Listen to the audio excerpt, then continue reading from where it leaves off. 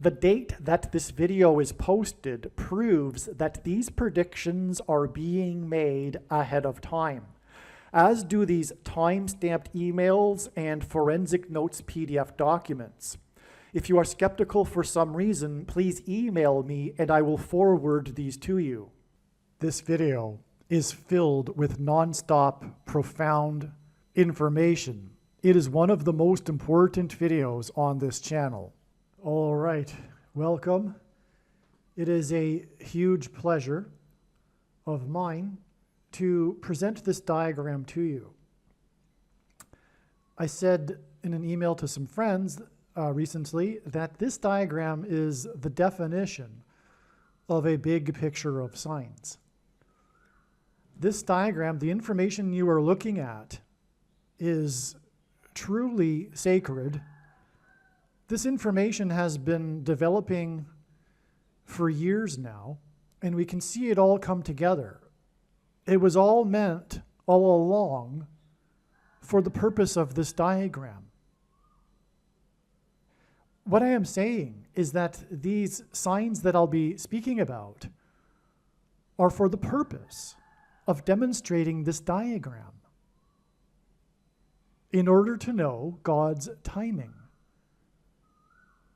Now, the different signs in themselves, as I'll explain, isolated also point to this date, that it is predicted that a suitcase nuke bomb, or maybe dirty bombs, will explode in Manhattan on January 13th, 2025.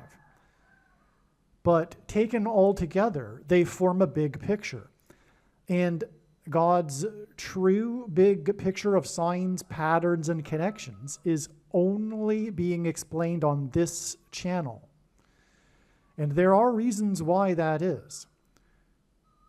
This channel will be the only place you will hear many critically important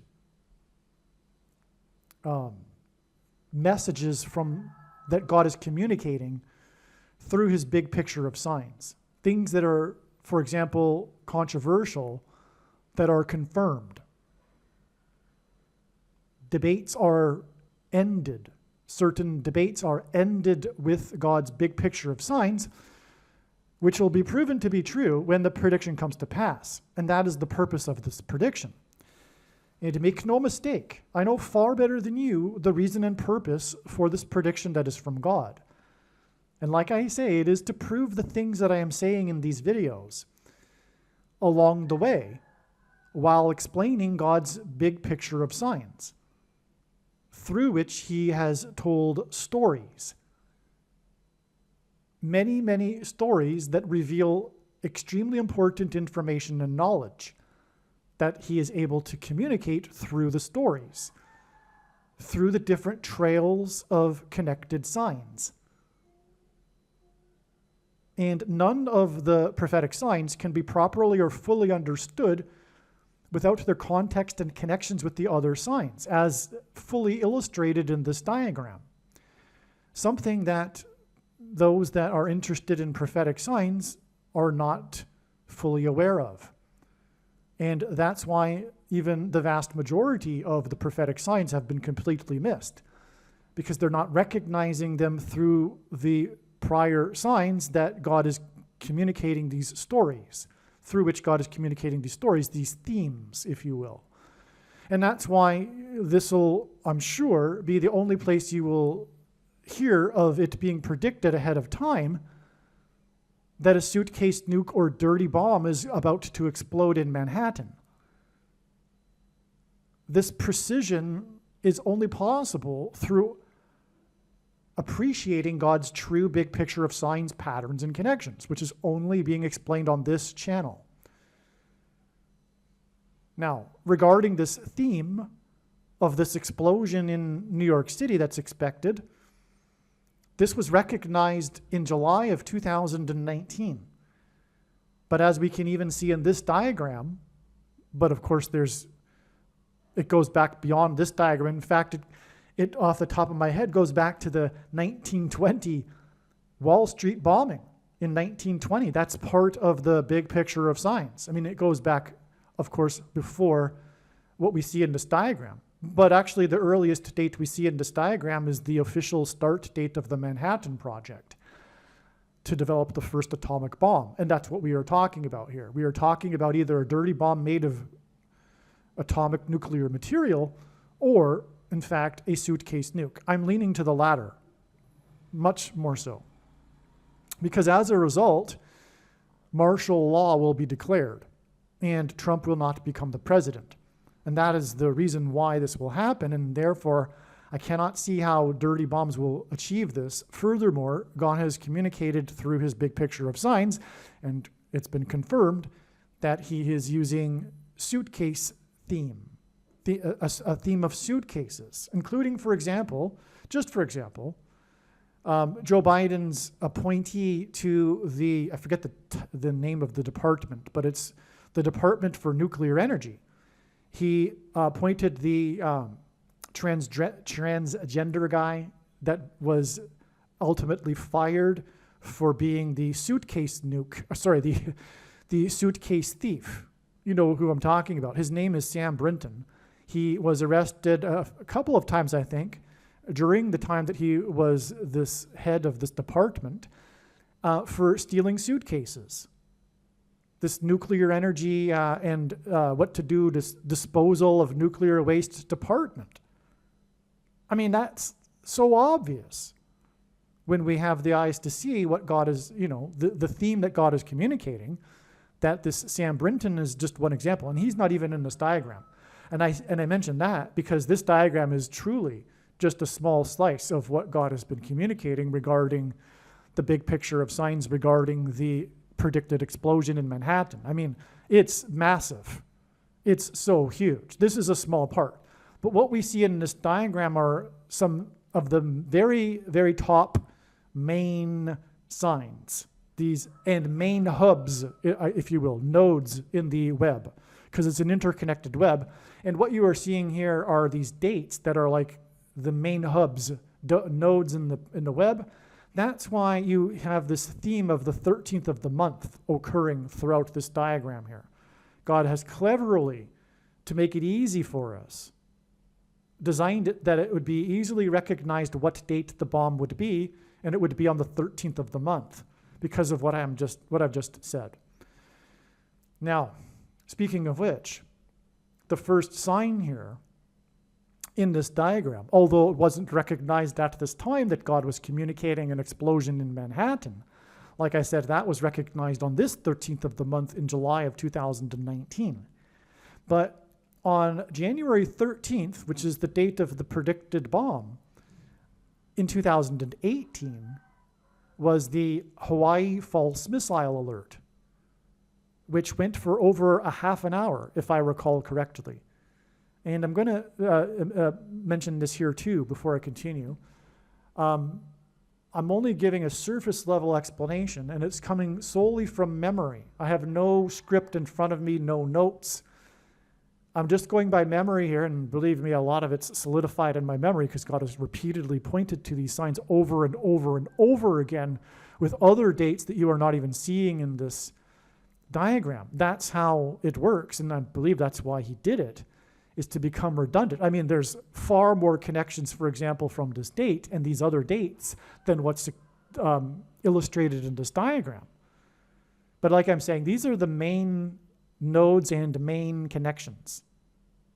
So this is like the top level, simplified, if you will. Before I continue as well, I did speak a minute ago about God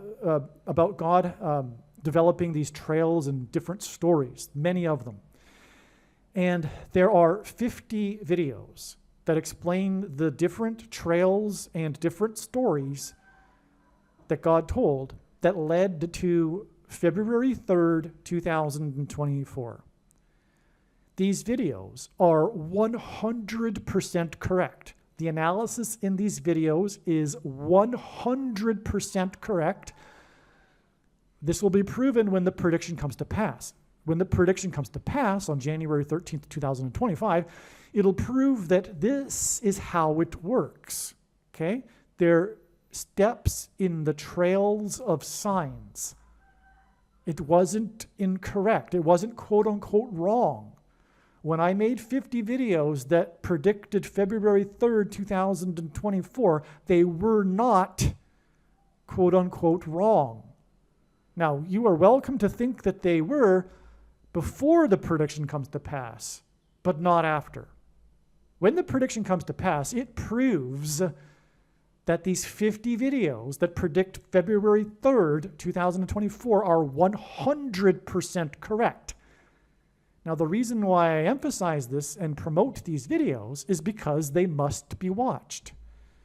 What I am saying is that the purpose of this prediction is not for us to go, oh, cool, neat. You predicted this ahead of time, God. No. The purpose of the prediction is to prove that this is how it works, and it's for the purpose of confirming the trails of signs that enable God to tell these stories, and through which he is communicating extremely important information and knowledge that everyone needs to know. Now, I realize that's a lot of videos, and I don't know what to tell you. I'm just the messenger. But I do know that God did this for a reason. And so you need to watch the other videos that point to February 3rd. I could not continue to update those videos. It was just too much. There's between February 3rd and January 13th, 2025, there are other nodes, other steps. I couldn't continue to update 50 videos plus all of the new information every time there was a new step in the trail. Because before the date, it's not necessarily possible, although sometimes it is, to know in advance if it's only going to be a step or the end of the trail regarding the particular theme, in this case, the predicted date of the bomb explosion. Now, without going into any details, the prophetic signs that confirmed all of the analysis on February 3rd were the 2 long-range bombers that were launched that bombed targets in 2 nations, Iraq and Syria, in response to the drone attack at the Tower 22 base. And the mission took 2 times 22 hours, and the mission began on the date 2/2. In fact, God was in reality pointing to a date in the Hebrew calendar that begins at sunset and ends on sunset. God was actually pointing to the date 2/2 and 2/3, February 2nd and February 3rd in the Gregorian calendar. Okay, and so that's the clear, and there's more reasons for, like I said, to confirm the second and third witnesses that confirm what I just said is the prophetic relevant sign. But in other words, there's a lot to that story. But I'm not going to tell it in this video because that's not what the purpose of this video is about. This video is about the big picture. It's not about the individual story. All right. So anyway, you get the idea. You need to go back and find the other videos and go find them. Go find them. Go back into the catalog. All right. This isn't a video channel that is a weekly update on the latest news events. That's not this channel. This channel should be treated like a library, where you go back in and find the other videos and see what God has been communicating all of these years, because it's all relevant and extremely important. So let's start with the Hawaii false missile alert. The first thing to say is that the big theme, the bigger overarching theme of the big picture of signs, well, one of the overarching themes, I wouldn't say it's the top one. They're really closely related, though.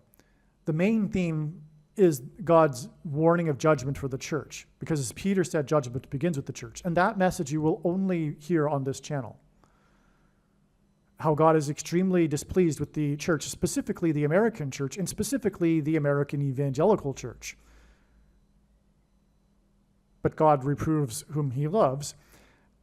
But that's not to say that there's massive problems. And that's the reason for the Antichrist. Now, through the big picture of signs, God is constantly identifying who the Antichrist is, so much for the guessing game that evangelicals like to play regarding the identity of the Antichrist, because it isn't a guessing game. The first of the 2 Antichrists, Pope Francis, was identified clearly, beyond a reasonable doubt, in Old Testament prophecy. even before the time of Jesus, it was clear that the first of the two antichrists would be a pope. That knowledge was necessary for the Reformation. There wouldn't have been a Reformation without that knowledge, but it's shameful, absolutely shameful, that the Protestant Church has lost this knowledge. And it is through the heretical doctrine that has them misinterpret 2 Thessalonians chapter 2, and on and on. That's another subject. I'm not going to get into that. I've explained it too many other times as well. But the point is that the second of the two antichrists is from Hawaii. That's why the Hawaii false missile alert. That lasted for over a half hour. There was panic on the island for over a half an hour, and the thought was that there was a missile fired at it from probably, I guess, North Korea. Okay, so that was January 13th. That's exactly 7 years, which is the period of time in Bible prophecy, the most central prophecy in the Bible, that symbolizes the period of the end times and the Antichrist. Now, it is only symbolic, and we have already passed through it. And I know what that sounds like to those that don't know this yet. But make no mistake, the purpose of this prediction from God is to prove this. When the prediction comes to pass, case closed. End of debate. It is time to discard the 7-year timelines that people think have not begun yet. It was only symbolism. There were a number of symbolic beginnings of the 7 years in 2017, the first year of Trump's presidency. One of them being, for example, the 7 years in between the two eclipses. We've already passed the 7 years. End of debate. But it's symbolism, and that's why God is using this 7 years connection right here. And also, by the way, some of the symbolic sevens were, in fact, in early 2018. And this is one of them. In fact, you were looking at one of the symbolic 7 years. Because when this bomb goes off, 7 years exactly after the false missile alert, this will in fact begin the tribulation, if you will, the chaos, the destruction of America. Because the 7 years were, if you will, essentially 7 years of prophetic warning signs. Of course, there was tribulation. We had the CVD disease and all that, and the mark of the Antichrist. Because it's all symbolism. But anyway, we're going to get really going here exactly 7 years later. And that's why this January 13th, 2018 date is in fact one of many beginnings of the symbolic 7. Okay? Now, 7 years is also 84 months. That's extremely relevant because the word bomb in Hebrew gematria is equal to 84. Not only that, but the name of the Antichrist, Obama, is equal to 84 in Hebrew gematria. And this isn't an accident. This is designed by God because this Obama president is from Hawaii. And so from the Hawaii false missile alert, we have exactly 84 months, which identifies bomb and Obama to the date of the predicted bomb that will result in Obama becoming the Antichrist again because of the ensuing martial law and what's going to happen to Joe Biden and Kamala Harris. And in an emergency, Michelle Obama will be made the president, and she will appoint Barack Obama as her vice president. Then she will step down, he'll become the president, thus overcoming the 22nd Amendment's restriction on someone being elected more than twice. He will be appointed instead, just like Gerald Ford, who was never elected vice president or president. So you see how important this connection is. This 7 years and 84 months. This is pure Antichrist symbolism. I do not see how January 13th, 2025 could be possibly another step. Anything is possible, knowing the Lord. I do recognize that. I'm not saying that the Lord is would change his mind. What I'm saying is that having studied his big picture of signs from morning until night for more than full-time hours for 7 years, and having the experience of multiple, steps along the way. I mean, like, for example, on April 13th, the evidence was so overwhelming, you aren't even seeing the half of it. For April 13th, you aren't even seeing a fraction of it, actually. That I thought, well, there's no way that the dirty bomb could be any later than that date, but it ended up being another step. But anyway, this March 13th is the end. Even the sign on this April 13th date revealed this date because of the 21-year-old document leaker and this 21 months connection. Now, the next thing to, I guess, get into here is this date, because this was when it was first recognized that this theme is a bomb in Manhattan, because we had the Manhattan blackout. And I'll explain what caused the epiphany. This Manhattan blackout was exactly 42 years after the New York City blackout that caused the blackout for 9 million people, which was caused incidentally by lightning. 2 lightning strikes at different locations that made it what the secular people call the biggest coincidence. That took out the 2 power stations that supplied New York City. And the name Barak in Hebrew means lightning. Okay? Now, it was actually exactly 110 minutes shy of an exact 42 years. 42 years because in Bible prophecy, 42 months is mentioned 7 times as being symbolic of the period of the Antichrist. And 110 minutes because on 9/11, it was 110 stories that collapsed in God's judgment. There was 9/11 signs in the Manhattan blackout. The Manhattan blackout is so huge. There's an entire video dedicated to this, and incidentally, that video leads to February 3rd. It's why I am saying you need to watch the February 3rd videos that predict the bomb. I'm not going to go update that video, because if I update that video, why wouldn't I update any of the others? They're all important. And they're all extremely important. You don't get it. You don't know about the Manhattan blackout until you watch that video. And even then you won't know the whole story because the Manhattan blackout is so huge, actually. So much was involved, so many different aspects of the sign that are about the different themes. I'm just focusing here on the theme of the dirty bomb or suitcase nuke in Manhattan.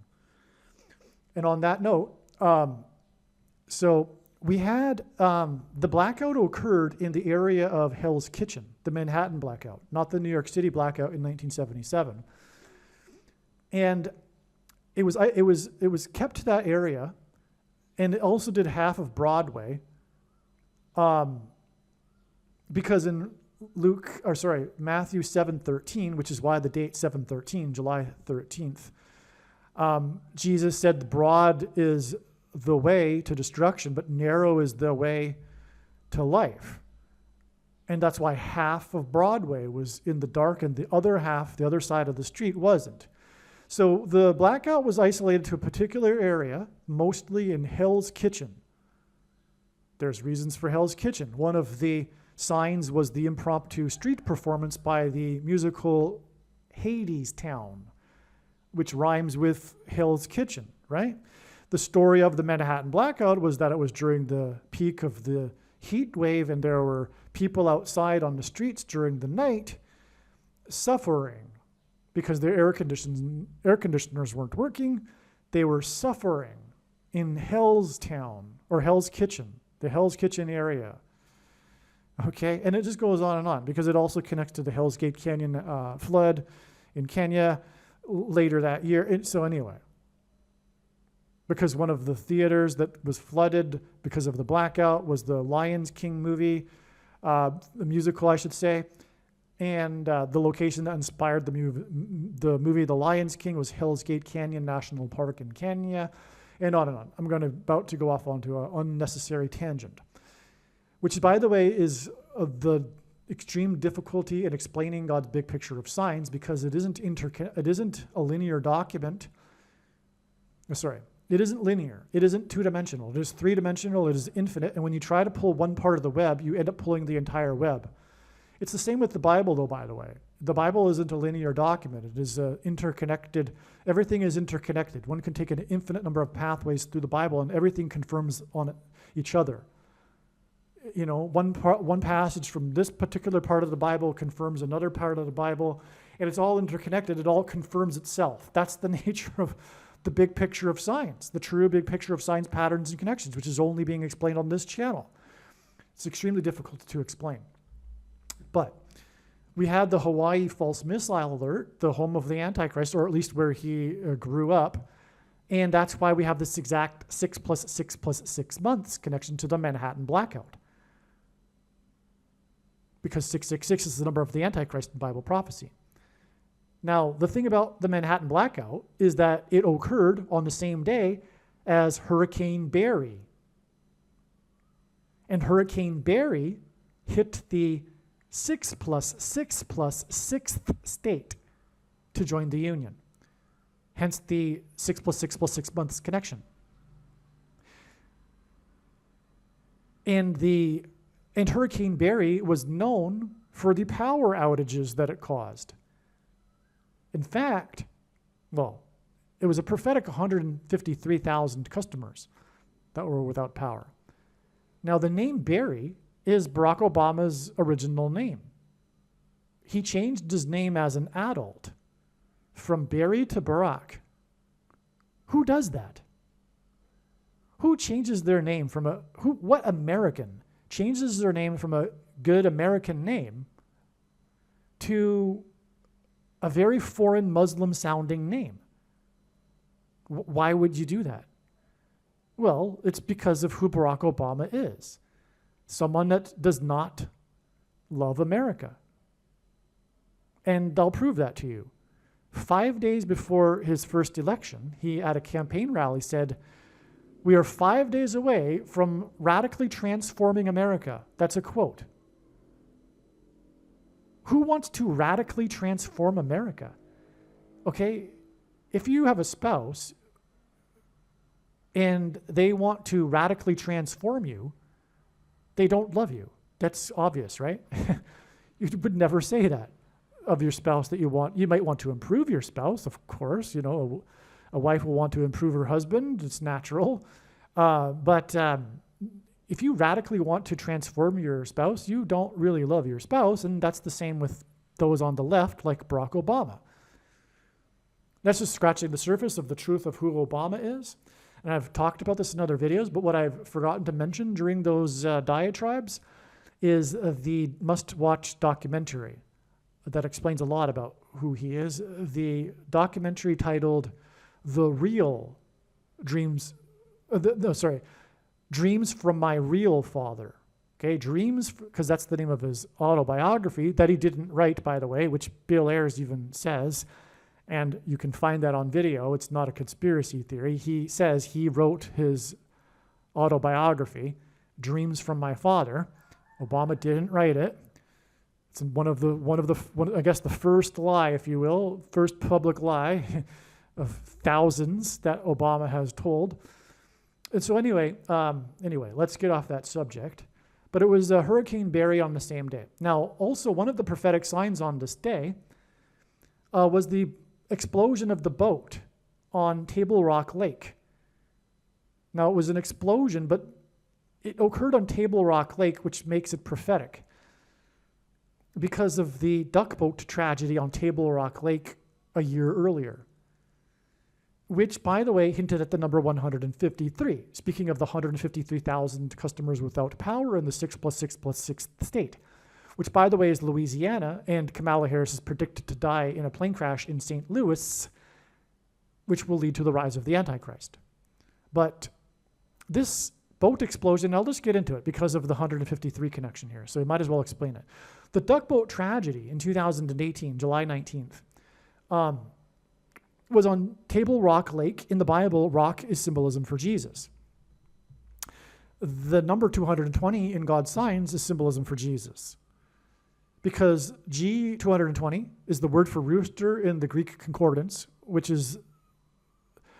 symbolizes Peter. Okay, for centuries, Catholics, for example, have put roosters on top of their cathedrals because of this. And Peter's name means rock.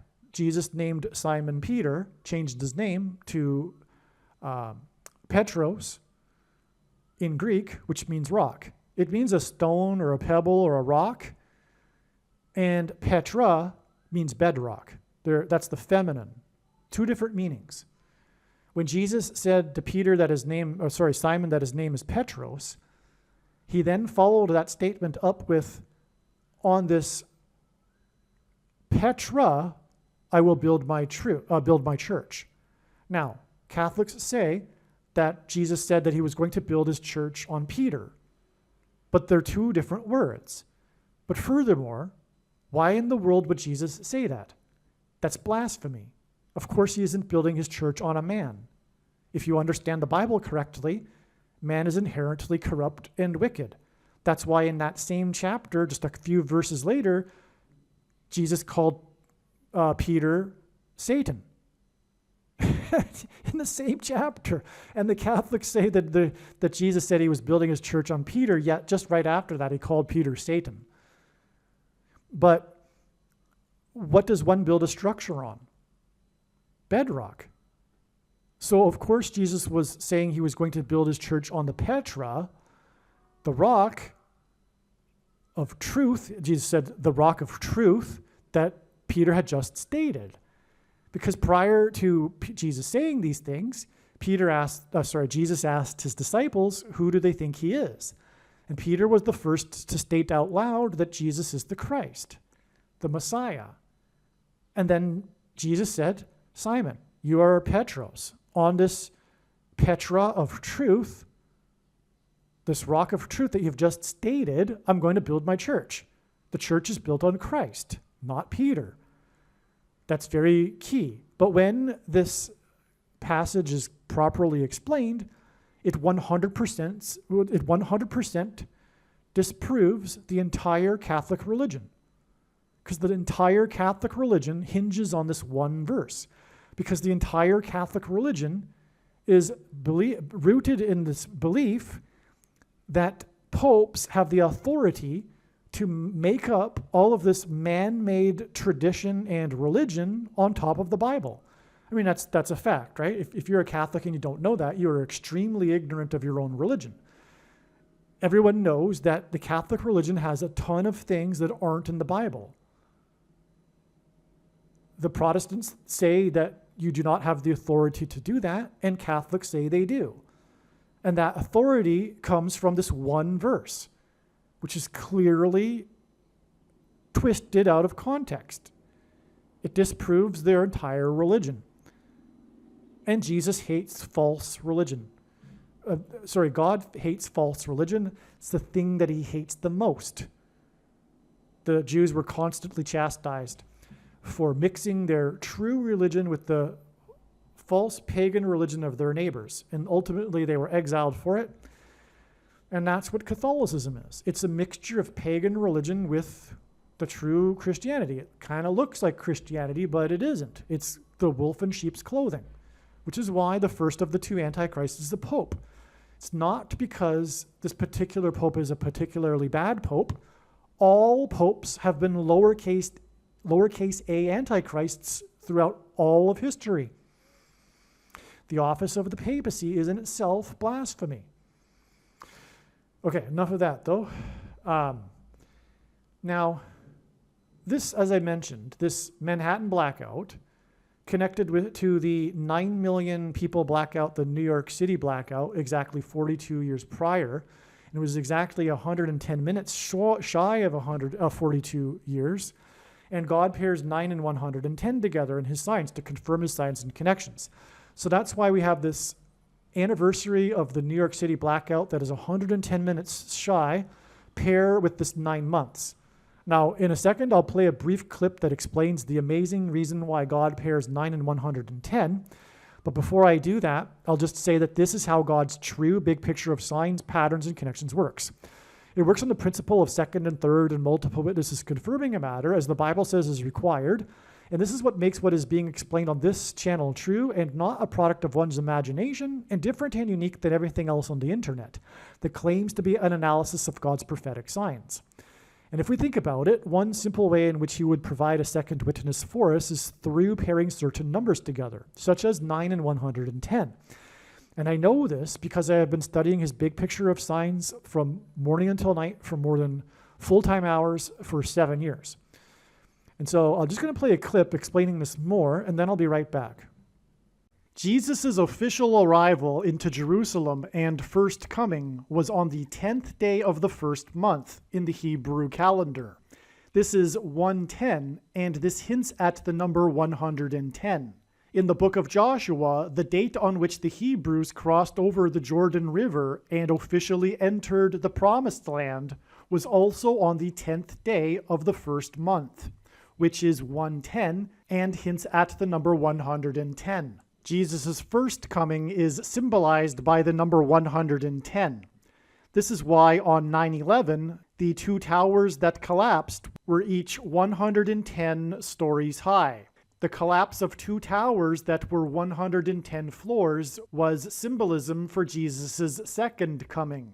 In the book of Joshua in the Bible, Joshua died at the age of 110. Joshua led the Hebrews around the security walls of the ancient city of Jericho before they collapsed in judgment. On 9/11, the Twin Towers, which were 110 stories high, collapsed, engendering a small earthquake that cracked the foundation of Federal Hall, where George Washington was inaugurated, on Wall Street. President George Washington was a founding father, and his inauguration as the first president was a symbolic founding of the nation.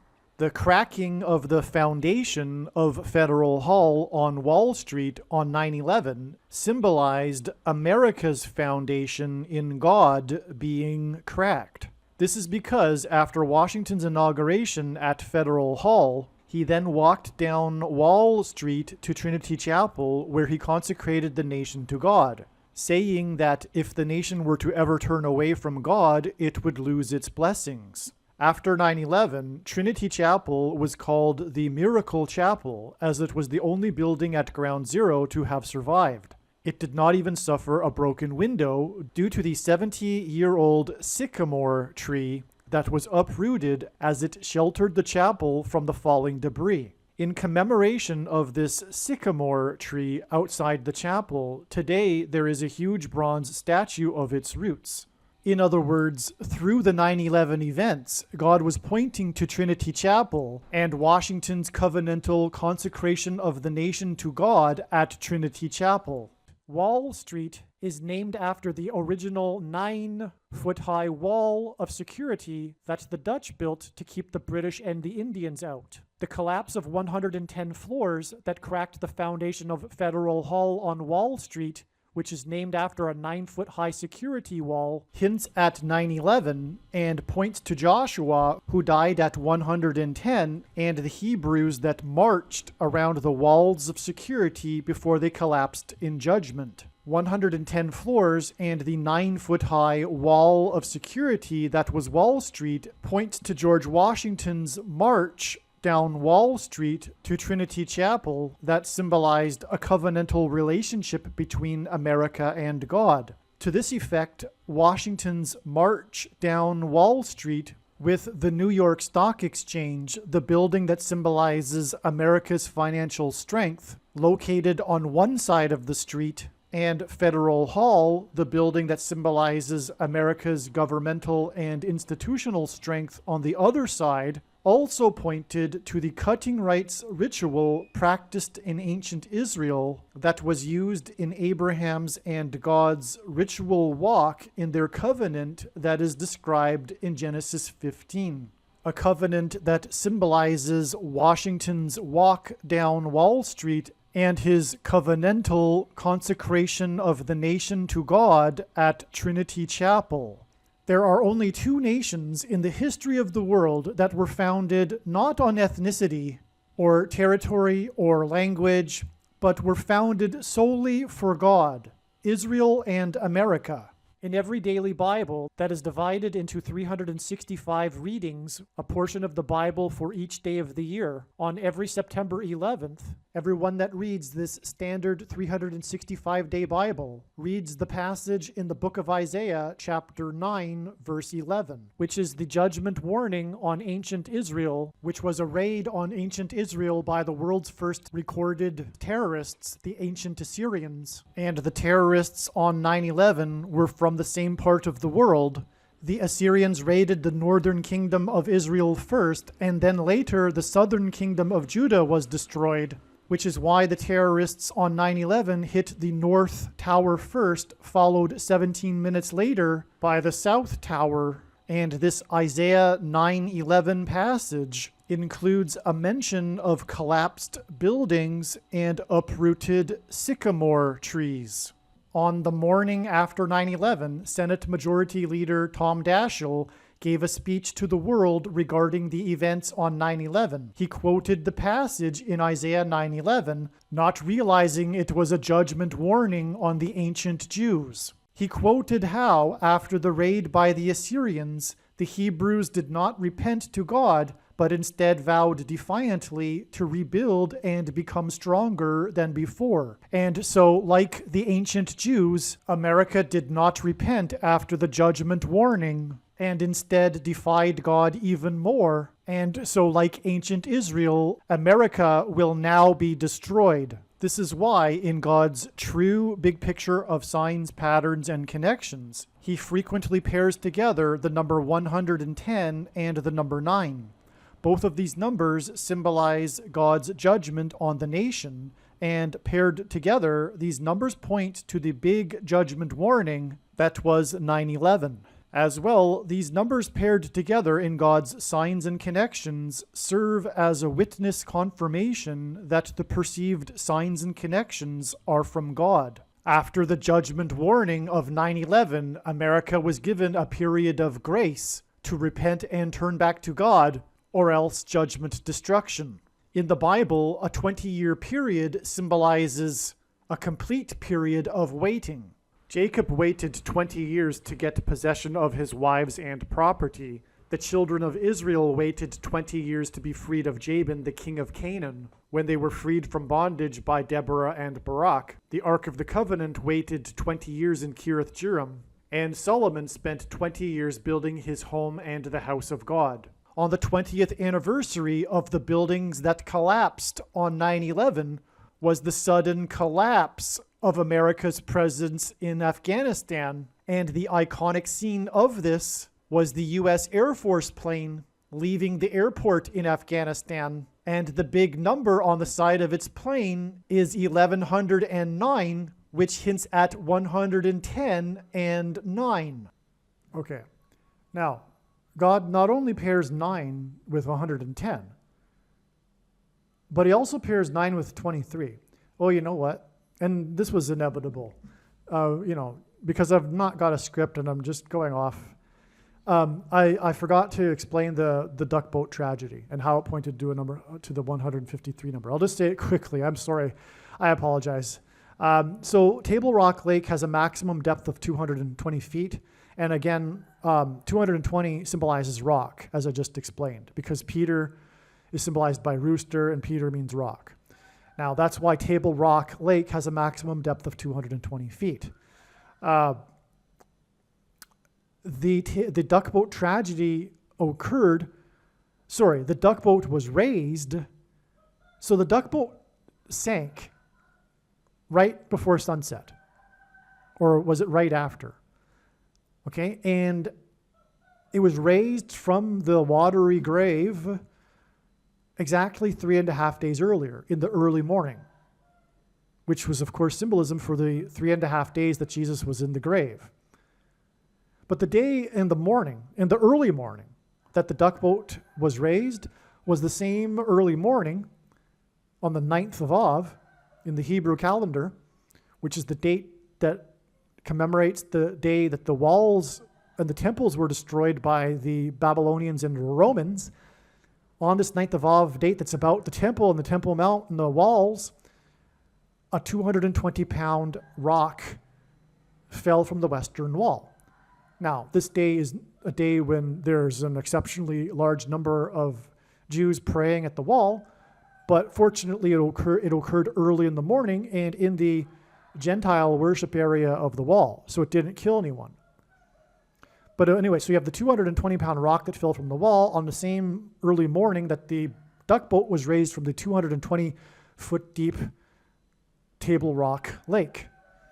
Now, the rock that fell from the wall smashed the steps of the Gentile worship area. That was symbolism for the rock, the giant rock in Daniel chapter 2, the very foundational prophecy regarding the coming of the Messiah, symbolized by the rock, smashing the feet of the statue, which is symbolic of the times of the Gentiles, which is why the rock smashed the steps, as in feet, of the Gentile worship area. Okay? All right. Now, that same day, the day that the duck boat sank was the day that the Knesset in Israel passed the Jewish nation law, the controversial Jewish nation law. And so it's just more Israel symbolism. I'm not going to put in my 2 cents regarding the controversy. But also, the tragedy resulted in 17 people drowning, 9 of which were from the same family. 9 times 7, that's a huge coincidence designed by God. 9 people from the same family? Are you kidding me? 9 from the same family, okay, 17 deaths. 9 times 17 is equal to 153. Now, why is that especially relevant here? Well, Table Rock Lake has almost the exact same water surface area and almost exactly the same, in other words, basically the same water volume. The same water volume and the same surface area as the Sea of Galilee, the lake in northern Israel, on which the disciples in Jesus' last miracle caught 153 fish, which confirms the whole everything, including the 3.5 days to the resurrection of the boat. Today, by the way, that boat in which they caught the fish is in the museum on the north side of the lake. I know it. I know it spiritually. I mean, there's no sign on the boat that says this was the boat of the disciples and Jesus and the 153 fish, but I know it is. And the reason for that is because it'll be a testament in the 1,000 years of peace in the Messianic age. People from around the world will come and visit Jerusalem and Israel, and they'll go and visit that boat to see the boat that the disciples caught the 153 fish in. That miracle, incidentally, is symbolic of the end of the age of fishing for men, which is why the duck boat tragedy is one of these signs, one of these symbolic beginnings of the sevens, if you will, in the summer of 2018, the second coming. But 220, speaking of the Manhattan blackout, which points to 9/11, because of one of the signs, the musical Broadway Come From Away is about 9/11, and they were one of the 2 musicals that put on an impromptu street performance. Anyway, during the blackout, and the towers that collapsed were 110 stories each. Well, I just explained that in the clip, actually. Yeah. And that gives us 220 floors in total, which hints at the number 220, which symbolizes rock, as I just explained. And also it symbolizes the second coming, because the date 110 symbolizes the first coming, and so the second coming is symbolized, if you will, by 2 date 110s. In other words, 220. Okay, so it's time to move on, though. The other thing that, the other number God, one of the other numbers, I should say, that God pairs with 9 is 23. And let me just play a brief clip that explains why, and this is relevant too, not only because of this 9 months connection, but this 9 plus 9 plus 9 months connection. And God repeats a number 3 times for emphasis of its symbolic meaning. Okay, and And the number 9 is the most important number in God's big picture of signs. As from the Bible, it symbolizes God's judgment. So we have these two pairings of 9s here. And also, by the way, it again connects to the 9 million blackout in 1977. A pairing with this 23 months connection. But I'm going to just play a clip and I'll be right back. I'll explain. It's amazing why God pairs 9 and 23 together. God uses the number 23 to reveal the identity of the Antichrist, the basketball president who wore jersey number 23 when he played basketball in high school. In the Old Testament in the Bible, it is described how 2 goats were used on the Day of Atonement in the ritual on the Temple Mount. In Bible prophecy, there are 2 antichrists, and in Bible prophecy, it is said that the Antichrist will rule the Temple Mount during the end times period. And the Antichrist will be vanquished from the Temple Mount at the return of Lord Jesus Christ on the Day of Atonement in 2024. Goat is Antichrist symbolism. Goat stands for greatest of all time. And this is why the 2 goats of basketball wore jersey number 23, Michael Jordan and LeBron James. The GOAT of basketball, Michael Jordan, played for Chicago, and the GOAT Antichrist, the basketball president, is from Chicago. LeBron James is famous for being from Cleveland and having played for Cleveland and having won the NBA Finals championship for Cleveland, breaking the supposed Cleveland sports curse, which is Antichrist King symbolism, which is why LeBron James goes by the nickname King James. And this was used to point to the president Grover Cleveland, who was the only president to serve non-consecutive terms, skipping the 23rd presidency, just like the Antichrist will serve non-consecutive terms, having skipped the 45th presidency. In God's true big picture of end times signs, patterns, and connections, the number 9 is the most important number, as from the Bible it symbolizes God's judgment, and the number 23 is the 9th prime number, and the number 45 is the 9th triangular number, which in a triangle of numbers, the last number in the 9th row is 45. This is why Michael Jordan, in the exact middle of his career, after having won 3 NBA titles and before winning his other 3 NBA titles, retired briefly, and when he returned, wore jersey number 45 for coincidentally 23 games. And it is why Michael Jordan, in his last game as a Chicago Bull, another city God uses to point to the Antichrist, who is also from Chicago, scored 45 points against the team from the 45th state. Like Michael Jordan, LeBron James also played in Cleveland, then famously left Cleveland in much controversy, and then returned again to play a second time in Cleveland in order to win the championship for Cleveland and break the Cleveland sports curse, which symbolizes the Antichrist curse of Barack Obama when he will return to the White House for his second presidency. In other words, the hiatus in the middle of Michael Jordan's career in Chicago and the hiatus in the middle of LeBron James's career in Cleveland hint at the hiatus of Barack Obama skipping the 45th presidency and returning to the White House for a second presidency. It will be his 3rd term, which is why Michael Jordan won 3 championships and then briefly retired before returning a second time to win 3 more championships. God pairs the numbers 9 and 23 together in order to confirm the signs and connections and to reveal the identity of the Antichrist, the basketball president that wore jersey number 23 when he played basketball in high school and became president in 2009, and will become the president again in 2023. From the Bible, the numbers 9 and 23 both symbolize judgment, and the number 23 is the 9th prime number. The only grandfather-grandson presidents were the 9th and 23rd presidents, William and Benjamin Harrison. The 9th president, William Harrison, died on the calendar date April 4th, 44, which hints at the 44th president.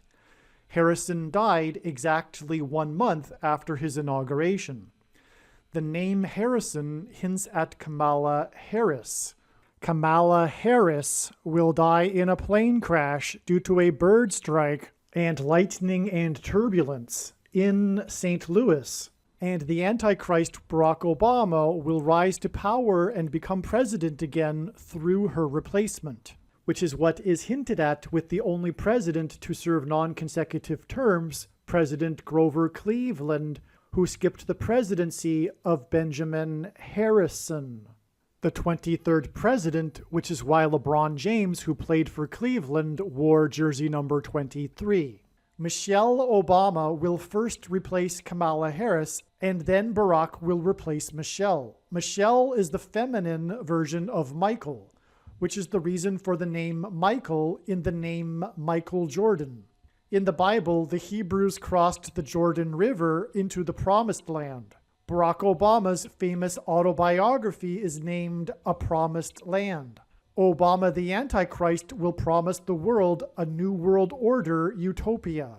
A goat is Antichrist symbolism. The greatest of all time, the GOAT of basketball, Michael Jordan, wore jersey number 23 and jersey number 9 when he played for the U.S. Olympic Dream Team, a team that beat their opponents by an average of 44 points per game, which hints at the 44th president, GOAT Antichrist, that wore jersey number 23 and became president in 2009. If you have not already watched the Michael Jordan prophecy video on this channel, the Michael Jordan prophecy video is an essential video for foundational understanding of how God's true big picture of signs, patterns, and connections works.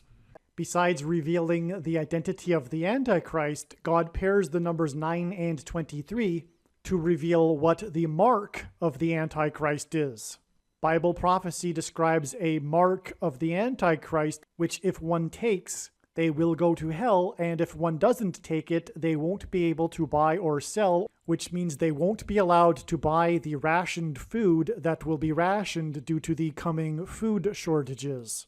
Ezekiel chapter 9 is the chapter that describes the inverse of the mark of the Antichrist. In other words, the 9th chapter of the book of Ezekiel in the Bible is about the mark of the Antichrist, and the mark of the Antichrist involves changing one's chromosomes. And we have 23 pairs of chromosomes.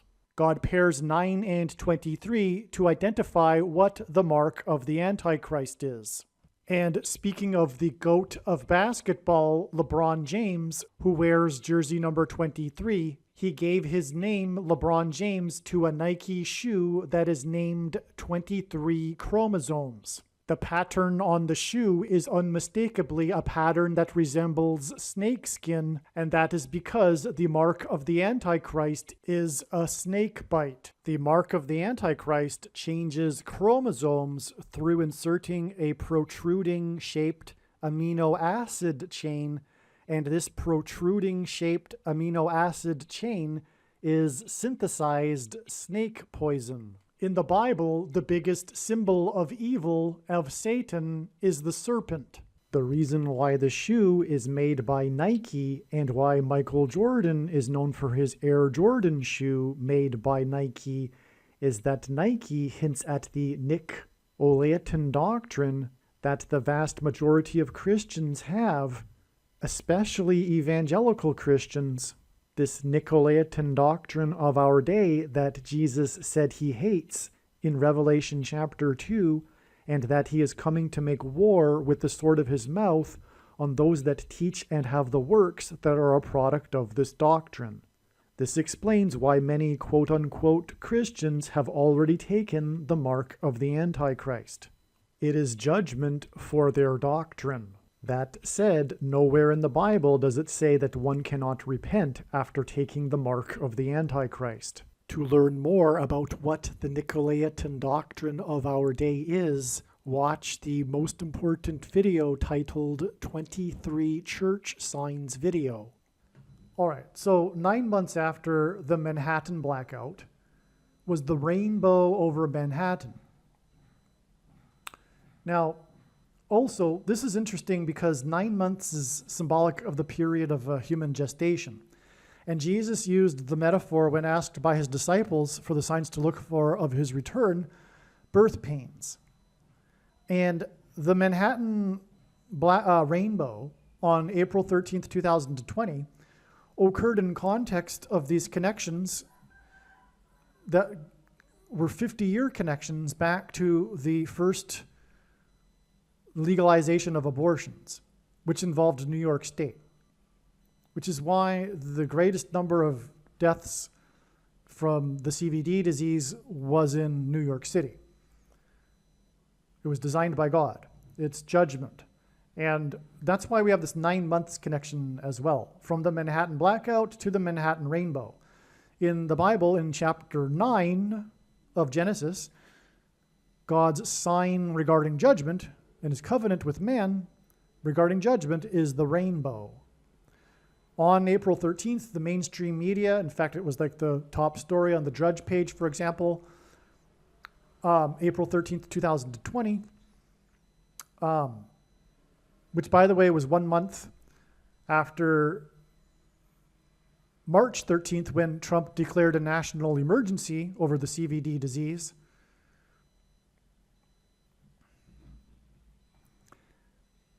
March 13th, 2020 was exactly 50 years after abortions were legalized in the first state. And so, incidentally, if you put back 1 month, March 13th, 2020, we get the day of trumpets, because Trump is God's trumpet that he uses to trumpet and highlight his prophetic signs. We have trumpeting the national emergency, which is, of course, symbolic of the destruction of America and the national emergency, the coming of the Antichrist, which incidentally is why March 13th, 2020 was exactly 50 years after the first state legalized abortions, which was Hawaii, the Rainbow State. That's the slogan on the license plates of Hawaii, the Rainbow State. I used to live there. There's a lot of rainbows. And that's why we have the connection here also to this rainbow here, and also another 50-year anniversary. It was the 50-year anniversary of the Apollo 13 disaster. But I'm jumping ahead. Let me just finish this. The reason why 50 years is because of Leviticus chapter 25. It's extremely prophetic, this restitution, or rather restoration of God's people to their original land and clan. But it's also about restitution. And that's why God has used this 50 years connection, these 50 years connections here, as symbolizing restitution, in other words, judgment for the over 50 million abortions. Now, back to what I was saying, though, about April 13th. The rainbow over Manhattan was one of the top stories of the day because it occurred, for one thing, during the CVD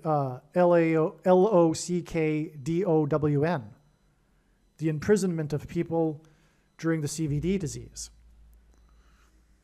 And I mean, in their homes, it was still an imprisonment.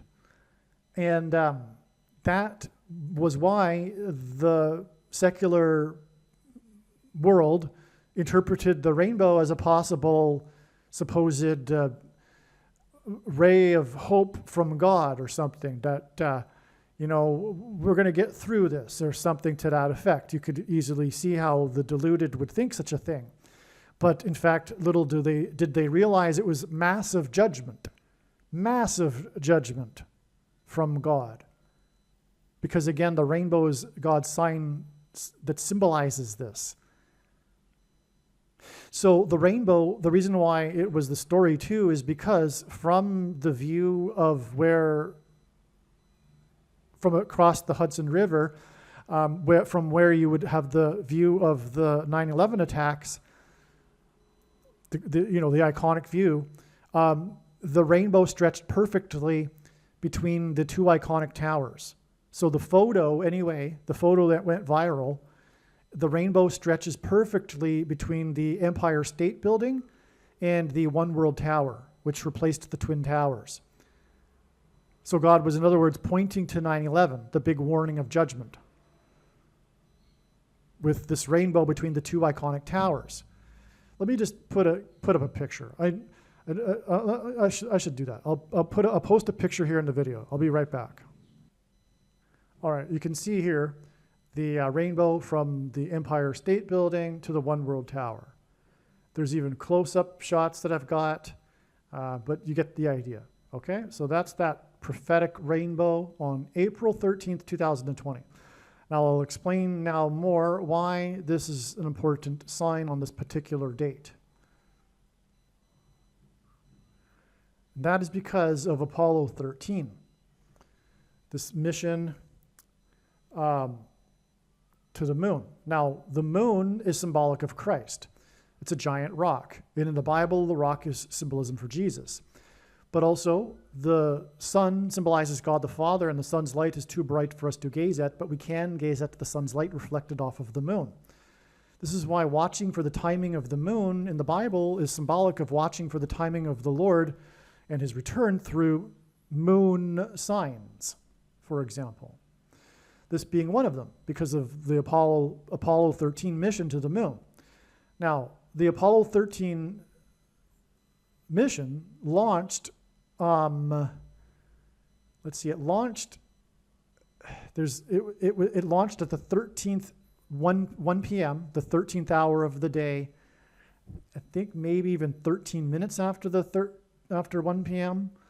Whoa, if that's the case, that would hint at January 13th. Wait a second. Let me just check that.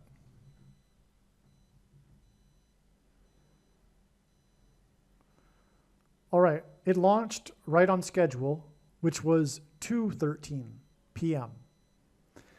And so that it was the 13th minute of that hour. And also the disaster occurred on the 13th. So Apollo 13 launched on the 13th minute of the hour, and the disaster occurred on the 13th, April 13th, and it is Apollo 13. That's a bunch of 13s. Before I go there, the time of the launch at 2:13 is extremely prophetic. It points to Ezra chapter 2, verse 13. Which the chapter is about the return of the exiles from Babylon to Jerusalem to rebuild the house of God. And it follows chapter 1 regarding the decree by King Cyrus to allow the Jews to go back to Jerusalem and rebuild the house of God. Trump is a type for King Cyrus and vice versa. Trump, the 45th president, is a type for Cyrus described in Isaiah chapter 45. In Ezra chapter 1, it's about the decree that Cyrus made. And the description of King Cyrus in chapter 45 is that King Cyrus is God's instrument, without Cyrus even knowing, and without other people recognizing him as being a man of God. Likewise it is with Trump. Now, Cyrus made this decree exactly 70 years after the captivity began, which was prophesied by Jeremiah beforehand. And Trump declared with a decree, a written paper, document, a decree, that Jerusalem is the capital of Israel and that the house of the U.S. Embassy be rebuilt in Jerusalem exactly 70 years after the UN first recognized Israel as a state, in the 70 years exactly in the Hebrew calendar. Now, so the reason why I go into that is because Trump is predicted to die on the date 2/13, February 13th, which is why the launch of Apollo 13 was at 2:13 p.m. Okay? And the reason for Ezra 2:13 specifically, is that is the verse regarding the number of men in the tribe of Adonikam returning, which is 666, which is the number of the Antichrist in Book of Revelation that is associated with a name. So it's symbolism. Not that some people have actually think that the name of the Antichrist will therefore be Adonikam, but no, it's only symbolism. And but anyway, that's why Ezra 2:13. So Apollo 13 launched at 2:13 p.m. Now the number 13 in the Bible is symbolic of the Antichrist, which is why Apollo 13, 13 minutes after the hour, and the disaster on the 13th. Okay, and so for example, Nimrod, a type for the Antichrist, was the 13th generation from Adam. Haman, another type for the Antichrist, persecuted the Jews on the 13th days of the month. And the two Antichrists are described in the book of Revelation in chapter 13. Also, the number 13 symbolizes America, founded on 13 colonies, because America is the 13th tribe of Israel.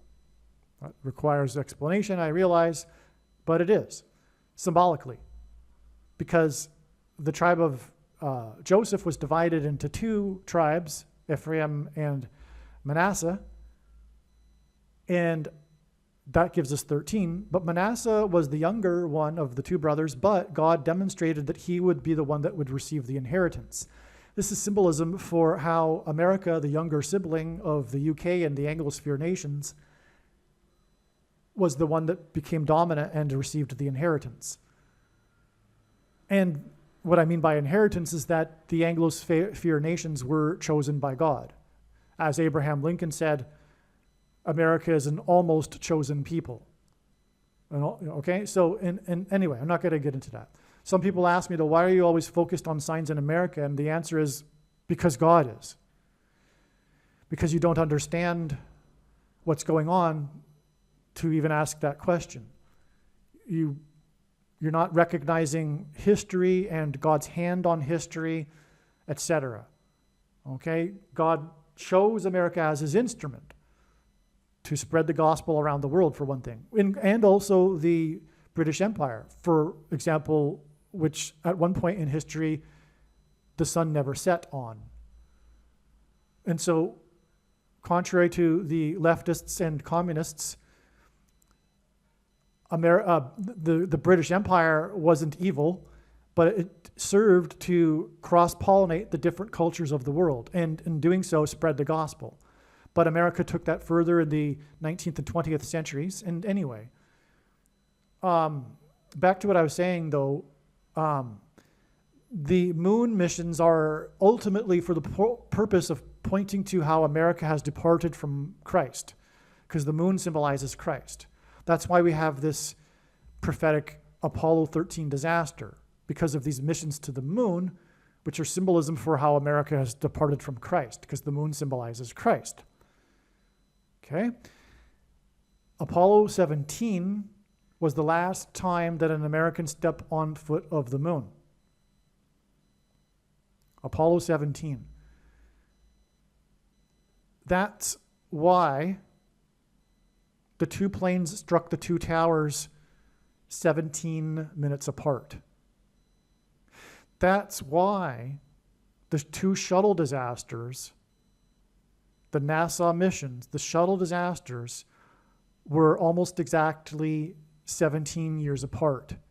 In fact, the dates of the two disasters are so close together, just like 2 or 3 days apart, that they are commemorated every year on the same date. They were 17 years apart, and the two planes that struck the two towers on 9/11 were 17 minutes apart, because God is pointing to Apollo 17, the last time an American stepped foot on the moon, the last time an American departed the moon, which is symbolism for America's departure from Christ. That date was December 14th, 1972, exactly 12 times 12,000 days. No, not 12, 12 times 12 weeks. 144 weeks exactly. Which, by the way, hints from prophecy as America being the 13th tribe. Because the 12 times 12 comes from the revelation about the 12 tribes of Israel. But anyway, it was 12 times 12 weeks exactly after the first state legalized abortions, like I just talked about it a minute ago, March 13th, 1970. And the 50 years to Trump on March 13th, 2020. By the way, that date, March 13th, 2020, gives us 37 months exactly to this date, which then in turn is 7 plus 7 plus 7. A 37 hints at 3 sets of 7. So why don't I just play a clip here for, it's very brief, it's really amazing, explaining the prophetic significance between 3 sets of 7 and Trump. All right? But again, it's 37 months here to this, and then 7 plus 7, in other words, another 3 sets of 7, to the predicted date of the big event that will cause Trump to not become the president. President Trump is God's trumpet that he uses to highlight and confirm his signs. The word trump in archaic English means trumpet or the sounding of a trumpet. Donald Trump was born on a Sabbath day, and the portion of Torah that was read in synagogues on the day that Trump was born was the passage from the book of Numbers in which God commanded the making of trumpets. Trump was born exactly 23 months, which happens to be exactly 700 days, before Israel was reborn. And God used Trump in prophetic signs regarding the restoration of Israel. Donald Trump chose his running mate, Mike Pence, and their two names, Trump-Pence, hints at trumpets. Trump's presidency, including his election campaign, was synonymous with his border wall of security. Before the walls of security collapsed in God's judgment on ancient Jericho, the Hebrews blew trumpets. Before the walls of security collapsed in God's judgment on the ancient city of Jericho, the Hebrews marched around Jericho's walls of security 7 times over 7 days, while 7 priests blew 7 trumpets. This was a 3 sets of 7. In the book of Revelation, which describes God's judgment in the end times period, there are also 3 sets of 7 judgments. When the Hebrews blew the trumpets at Jericho, it was an announcement from God of judgment on the city of Jericho. Likewise, President Trump's presidency was an announcement of judgment on the nation of America, God's Gentile nation and the only other nation in history besides Israel that was founded on a relationship with God. This is why President Trump's election campaign and presidency were synonymous with his border wall of security, and why on the first day of his presidency, on Inauguration Day, President Trump was exactly 70 years, 7 months, and 7 days old, which was 3 sets of 7, and paralleled the 3 sets of 7 in the book of Joshua. Through the symbolic very beginning of Trump's presidency, God announced judgment on the nation. Joshua, the leader of the Hebrews, led them around the walls of security 7 times over 7 days, while 7 priests blew 7 trumpets. On the day that President Trump was elected by 77 electoral votes, the leader of Israel, Prime Minister Benjamin Netanyahu, had been in power for exactly 7 years, 7 months, and 7 days. So back to what I was saying about Apollo 13 and this being symbolism for America's departure from Christ, which is why it is Apollo 13, because 13 symbolizes America, the 13th tribe of Israel.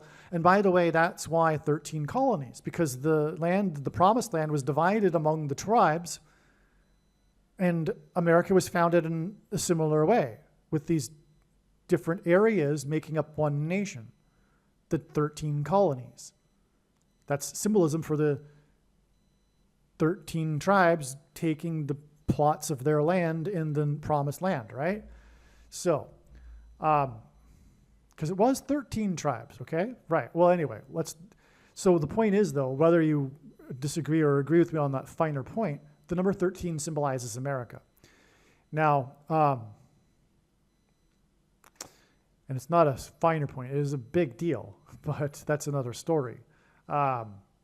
Okay, now, the Apollo 13 disaster, let's say this first. The reason why this is relevant to the Manhattan Rainbow is because the Manhattan Rainbow occurred, like I said, during the CVD lockdown. That was the big thing about it.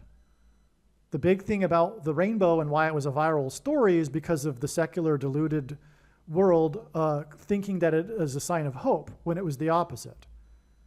Because their world is upside down and everything is the opposite. It's morally upside down, everything about the left. Okay? And so the thing is, this is how it connects. The Apollo 13, as it was said, and by the way, on the 50th anniversary, they released, I think it was NASA that released, it must have been, officially, like a NASA video that was 9 minutes long about the mission, which is another confirmation of the 9 months connection here and all that. And the number 9, again, is the most important number as from the Bible. It symbolizes God's judgment. And again, the number 9 pairs with this 23 months right here. Now, but in the video, and this is part of the Apollo 13 story, it doesn't need to be in this particular video, but it was said that the Apollo 13 mission was plagued from the beginning. Because right before the launch, one of the crew members came down with the rubella virus. That's right, the virus. He came down with the virus right before the mission, and he had to be replaced. The mission was plagued from the beginning. That's why this occurred with this rainbow in Manhattan, the epicenter of the plague, on the 50th anniversary. You get the idea here, okay? That's how the Apollo 13 connects. But it not only connects that way, there's another second witness to this connection too. The Apollo 13 disaster was about an explosion. And that's why this fits into this big picture of signs in this diagram. Because what is the Manhattan Rainbow? Okay, yes, the explosion is predicted to happen in Manhattan. Yes, that's true. That's enough, really. But this Manhattan Rainbow connects to Apollo 13, which was about an explosion. There was an explosion on board that cut off, or was a result of the oxygen supply, which made it that they were running out of oxygen. It was like a dramatic thing. In fact, you've heard the phrase, Houston, we have a problem. That comes from Apollo 13. After this explosion, Houston, we have a problem. There was a major movie made about it with Tom Hanks and Kevin Bacon, etc. So, Houston, we have a problem occurred after the explosion. One of the most famous lines in American, one of the most well-known phrases in the American language, Houston, we have a problem, is about an explosion. And God pointed to it through this, like I am explaining, with this prophetic sign. And ultimately, it's pointing to the explosion that's predicted for January 13th, when America will say, Houston, we have a problem. It looks like the President Trump is going to be the president, and there's martial law and, like I'm saying, the beginning of the chaos. Houston, we have a problem, okay? This major disaster in American history, you know what I mean, like significant culturally, this Apollo 13 disaster, this extremely symbolic event, God is using to communicate the destruction of America. And again, like I'm saying, it's because it all points to the departure from the moon. And I forgot to mention some other things there. the departure from the moon wasn't only exactly 12 times 12 weeks after the first legalization of abortions in Hawaii, the Rainbow State, but that day was exactly 40 years before what the Rainbow President said, and he is the Rainbow President because not only is he homosexual, but also he lit up the White House in rainbow colors when the Supreme Court ruled in favor of gay marriage. So he is the Rainbow President. And he said that his worst day in office was the Sandy Hook shootings on December 14th, 2012, which was exactly 40 years after the departure from the moon. Now, here is the thing. 40 years is extremely prophetic in the Bible. It symbolizes judgment. The Israelites in the desert were judged for not trusting in God for 40 years. And after the 40 years, they were allowed to enter the Promised Land, which, by the way, is America. The Pilgrims saw America, the New World, as their Promised Land, and their crossing of the Atlantic is analogous to the Israelites crossing the Jordan River into the Promised Land.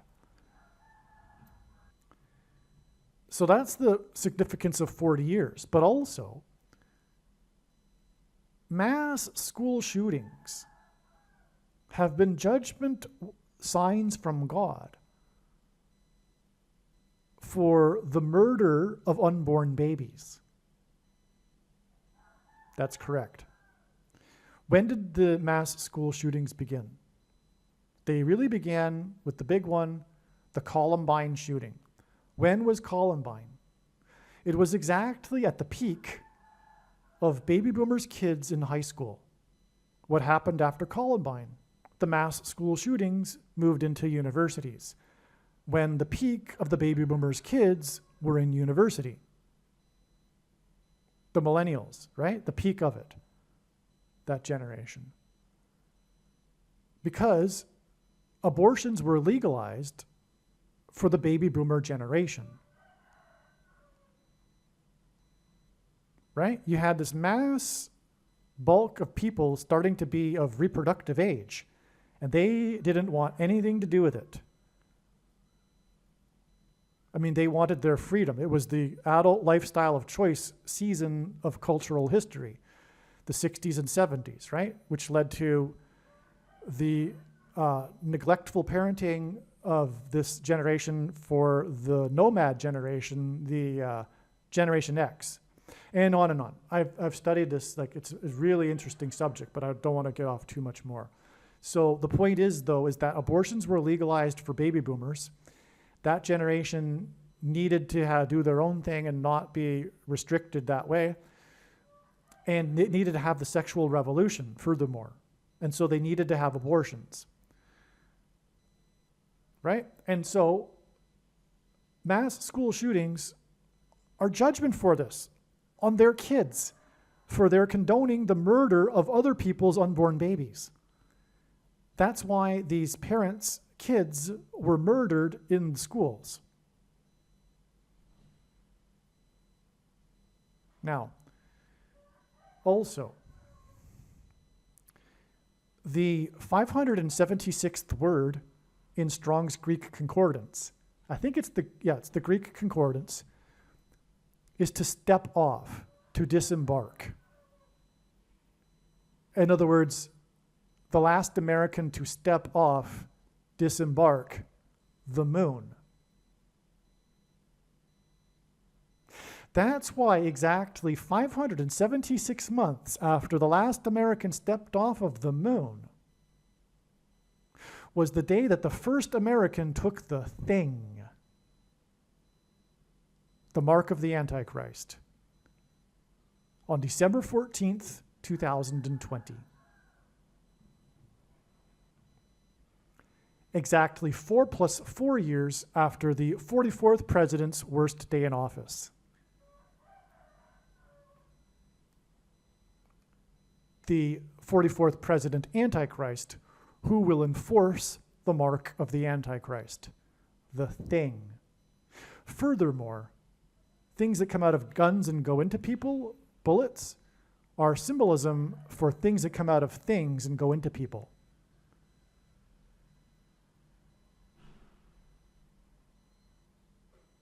Also, this 576 months is exactly 48 years. And Barack Obama is predicted to become the 48th president after this predicted bomb in New York City. Now, here is how the Apollo 13 also ties into this rainbow, because not only was it plagued from the beginning, the mission, but in the solution to the crisis in space, the crew decided to hop into the lunar module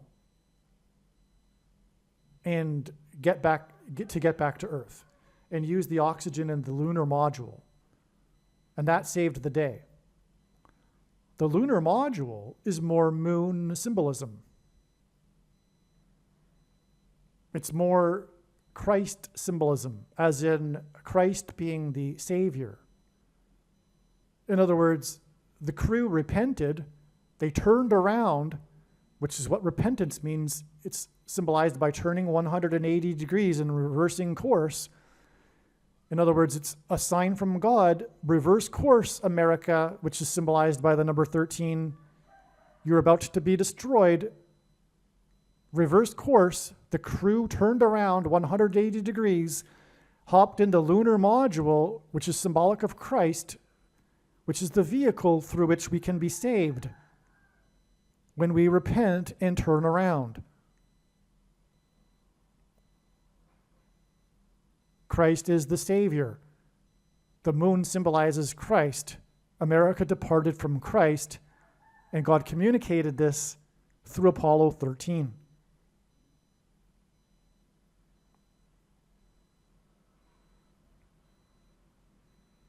After an explosion.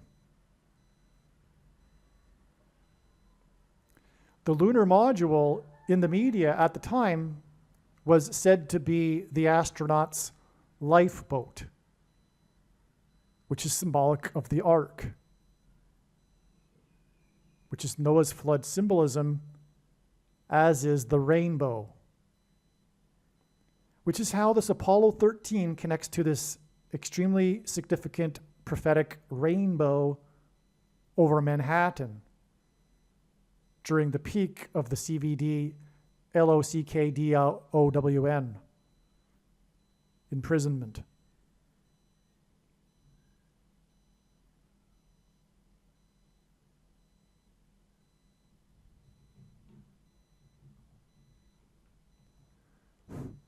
Furthermore, now I've just explained these two boats. We have this lifeboat sign, the Apollo 13, in conjunction with the rainbow, which makes it an Apollo 13 sign, as I've now established and explained.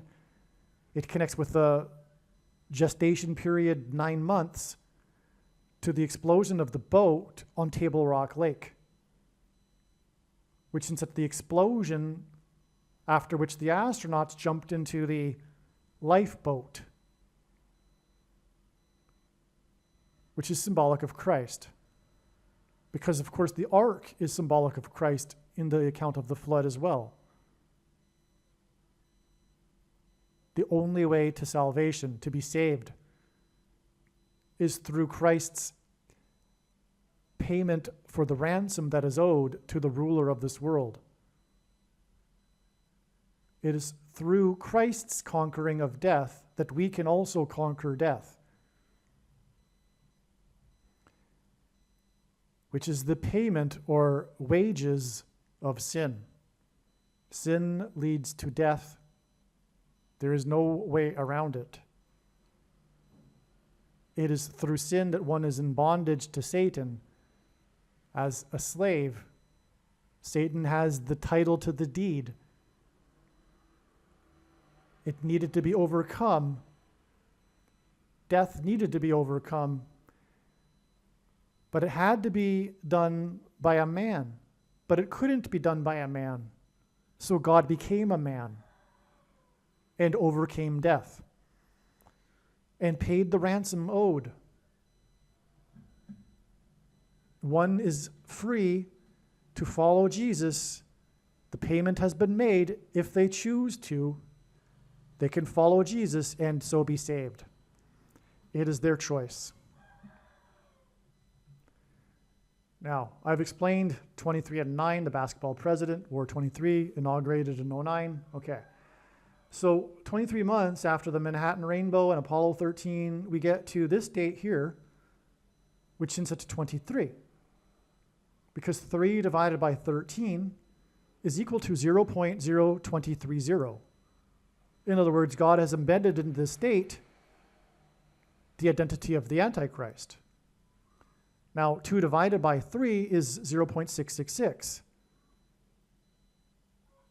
Okay, so the first legalization of abortions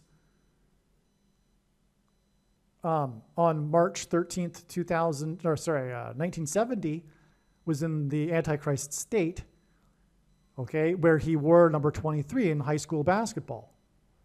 So March 13th, 3 divided by 13, 0.230. 42 months is symbolic of the period of the Antichrist, mentioned 7 times in Bible prophecy, and that's why this state here is exactly 42 years after the state legalized abortions. Now, the irony, too, is that had abortions been legalized in Hawaii in 1961, Barack Obama wouldn't have been born. That's the extreme irony. It's irony only that could only have been designed by God. Because the truth is, Obama's mother was seduced by Frank Marshall Davis, and they would have had an abortion. The reason for a Barack Obama Sr. is that Barack Obama Sr. had been brought over from Kenya as a student in a CIA program to fight communism in Kenya, exposing the elites in Kenya to the American way. And so Barack Obama's grandfather was a CIA undercover, and he was assigned to Hawaii to monitor the communist movement in Hawaii, which was led by Frank Marshall Davis. And God used, by the way, the name Frank Marshall Davis to hint at the coming martial law that'll be the result of this predicted bomb. So this is how Obama's 18-year-old mother crossed paths with Frank Marshall Davis and got knocked up, because Frank Marshall Davis seduced her, because Frank Marshall Davis is a communist, and communists are not people with integrity. They're evil. Communism is evil, and so is the spirit of a communist. But anyway, so Frank Marshall Davis knocked up the daughter of the CIA agent, and he, Obama's grandfather, feared for losing his job if the knowledge of this had reached the CIA. So he arranged it that this farce would be played out where Barack Obama Sr. would pretend to be the father of Barack Obama. And Barack Obama Sr. went along with it because he as a result, was able to stay in America and finish his doctorate, which he wouldn't have been able to otherwise. And that's, for example, why, and it is known, this isn't a conspiracy or some sort of fact that isn't out there, Barack Obama's mother and Barack Obama Sr. never spent any time together. The excuse in the media is that, well, he was busy doing his doctorate and they never had time. But that's not the truth. But to make the whole thing look real to immigration, they decided to go over to Kenya and have the baby, which makes a lot of sense. It was actually a brilliant move that they would do something like that. That really makes it believable. And anyway, long story short, you can learn all about this more in the must-watch Dreams from My Real Father documentary. But the thing that documentary misses is what I just said. Barack Obama was indeed born in Kenya. So the reason why that documentary, and it's designed by God too, because God doesn't want the 100% entire truth in one video. You have to be seeking the truth, but also God wants it to not really be obvious everywhere. You have to know these things, right? So there's all this conflicting information, which is why some people turn off the theory that Frank Marshall Davis is the real father, but he is. The missing piece of the puzzle is what I'm saying, and I came to this because of my own experience in my former life when I was a Canadian wanting to be an American. In Hawaii, furthermore. It was designed by God, actually, that this all came to me. But it's so true. That's exactly what would have happened and what did happen. Because there's all sorts of evidence, of course, that Barack Obama was born in Kenya. But the thing is that Frank Marshall Davis is the real father. Okay. So back to what I was saying. What was I saying? Oh, we were talking about this 42nd anniversary here. Now, which is pointed to with exactly 23 months, and Barack Obama wore 23 in Hawaii, the Rainbow State. Now, what happened on this day was all about the number 23.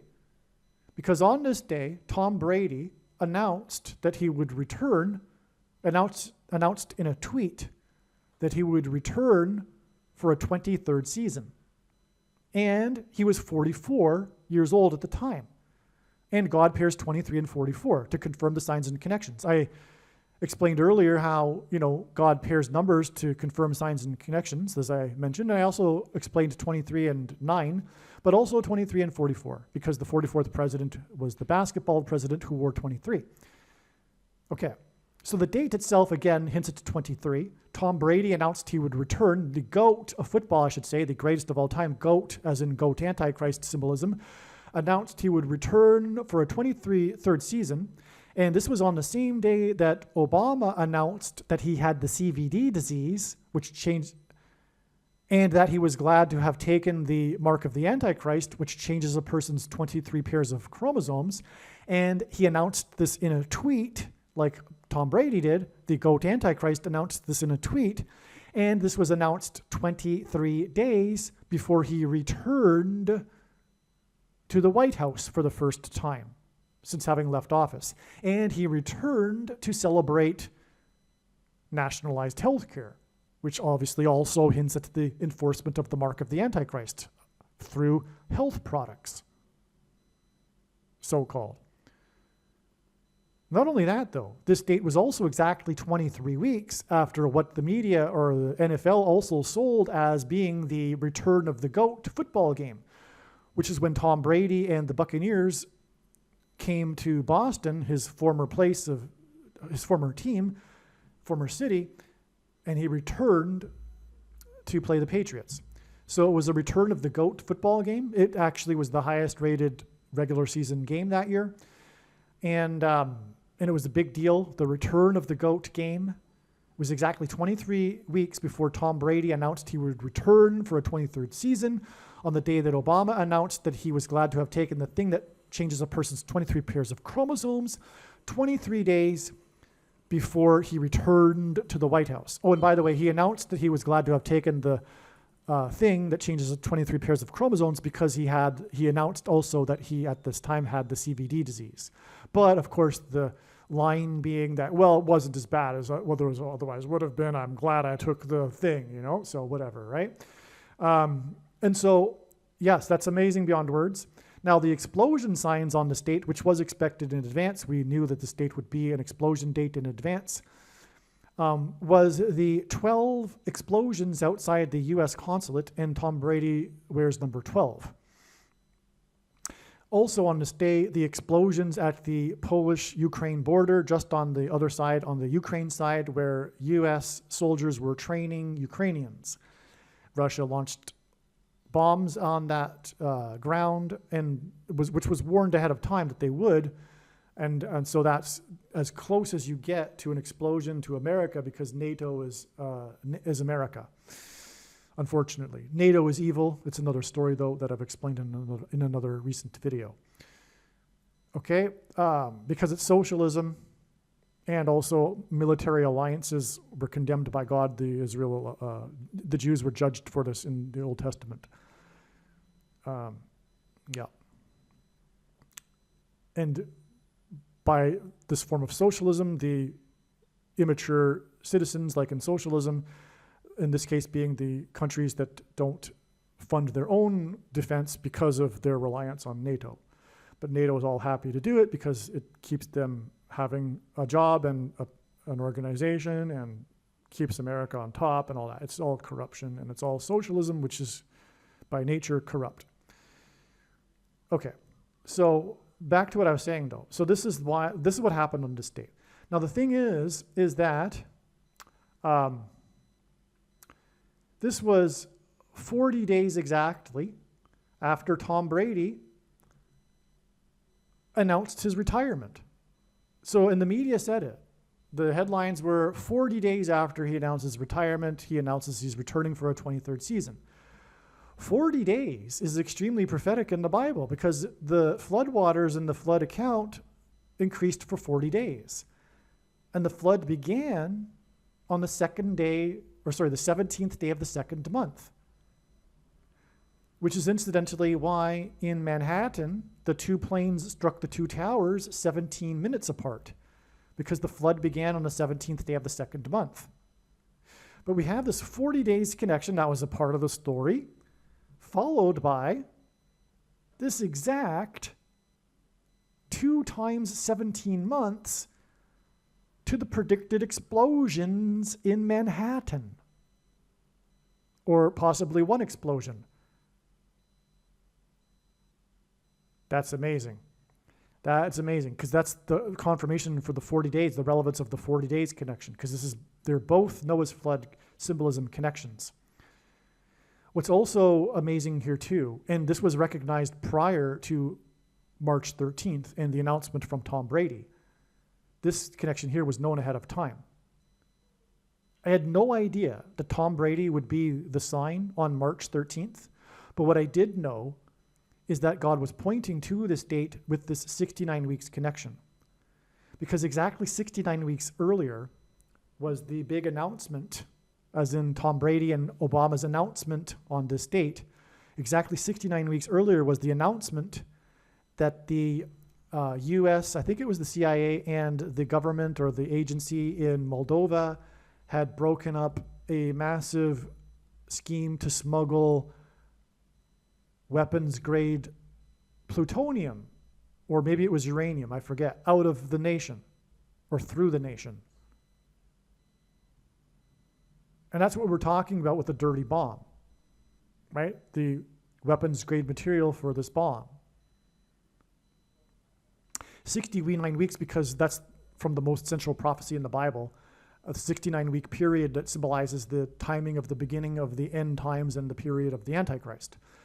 Okay, so that's why this date was recognized. But when we look back, I also realized after the Tom Brady sign came up, I realized that this date, well, I forget the date, it was also a date of a prophetic football game with Tom Brady in which the score added up to 69, which confirmed the 69 weeks. Amazing, amazing. Now, one thing here, speaking of 7 years, it's in biblical years, prophetic years, 2,520 days, which means a 12-month period of 30 days each. That's why this is symbolic of this. It's exactly 25 times 2 months to the Hawaii false missile alert. Okay, to this Obama sign. Obama is from Hawaii. Okay. All right, we're making some progress here in this diagram now. This 23 months is followed by 13 months. Okay, so this 13 months is relevant because of this. Again, the number 13 is symbolic of America and also the Antichrist. This is the true Antichrist sign, right? We have the goat of football and the goat Antichrist, both announcing on tweets, and then a return in context of the number 23. Furthermore, it's the 44th president, and Tom Brady was 44 years old. We're talking about, okay, you get the idea. And 3 divided by 13 is 0.230. Okay? Now, this 3 years pairs with the 13 months. And again, that's confirmed with the 3 and 13 date. 3 years is also relevant in terms of 9/11, because 9/11 occurred. In fact, the last building collapsed at the very same minute, exactly 3 years after Bill Clinton repented on television live with a pastor. Okay? That's because in the Bible, King Rahab, whom Clinton is a type for in this parallel, which Jonathan Cahn calls a paradigm, Clinton is a type for King Ahab. And the wife, Queen Jezebel, is what Hillary is a type for. Now, so it was exactly 3 years. After Ahab repented, God gave grace for mercy for 3 years, because he said he would judge and destroy Ahab and the kingdom of Israel. But he waited 3 years after Ahab repented, which is why we have the exact 3 years after Clinton repented to 9/11. As Jonathan Cahn has said, one could have predicted 9/11. Does anyone realize that other things can be predicted, like I'm predicting here in this video? The answer is it is possible. So, like what is about to transpire when this prediction comes to pass. Now, so that's why this 3 years is relevant in context of Manhattan, because again, this sign pointed to 9/11. Again, the rainbow was over the 2 iconic towers. Now, 36 months, because God uses this connection in the signs frequently, because it hints at the Antichrist. 3 6 6 6 6. But also 36 is 6 times 6. But also it is 2 times 18, which is 6 plus 6 plus 6. And also the 36th triangular number is 666. The last number in the 36th row of a triangle of numbers is 666. And 1 plus 2 plus 3 plus 4 all the way up to 36 equals 666. And so you get the idea. Now, but like I said, the trumpets, God's trumpet, trumpeting the national emergency exactly 37 months before the document leaker, that's amazing. But it's also this 36 months connection. So now we get to April 13th, 2023. Okay? This is a very big deal.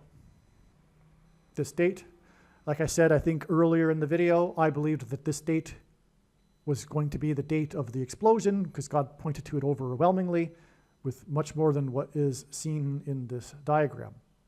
Now, we received the prophetic signs that confirmed all of the analysis. Once again, by the way, this date was known ahead of time. This date was known ahead of time.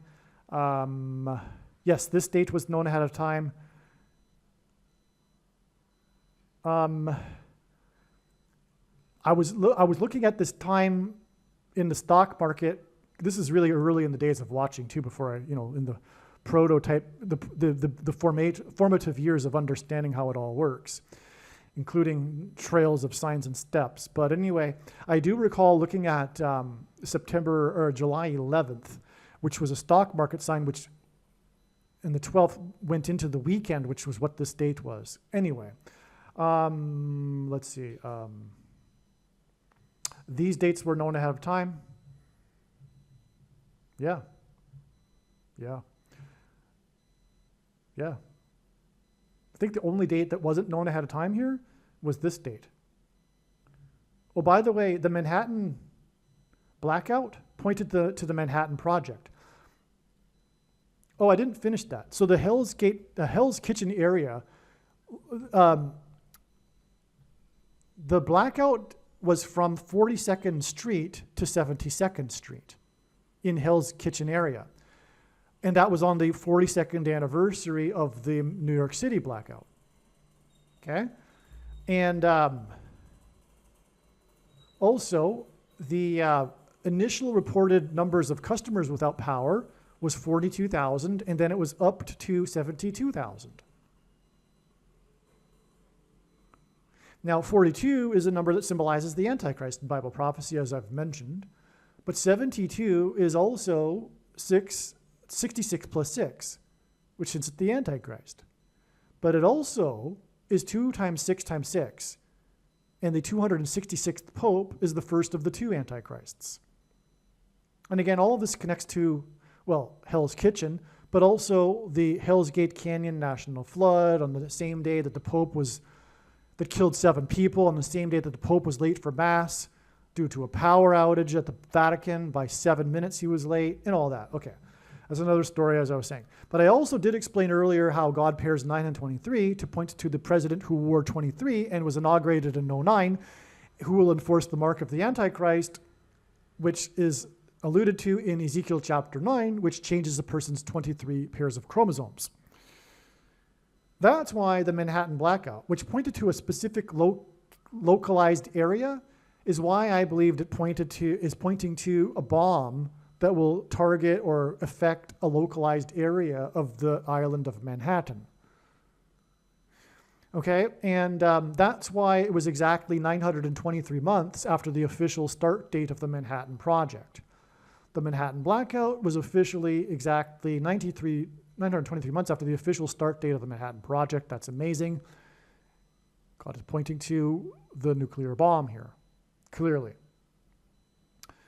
Another thing, too, about the Manhattan blackout is that during the Manhattan blackout was the rare 4.0 magnitude earthquake in Manhattan, Montana, that occurred exactly 9 months and 11 days after the swarm of earthquakes began there, which obviously pointed at the 9/11 events in Manhattan. There's more to that. It's like all of these signs overlap because Manhattan, Montana sits over the plume of Yellowstone volcano in the 44th state, which is predicted to erupt next August, or this August.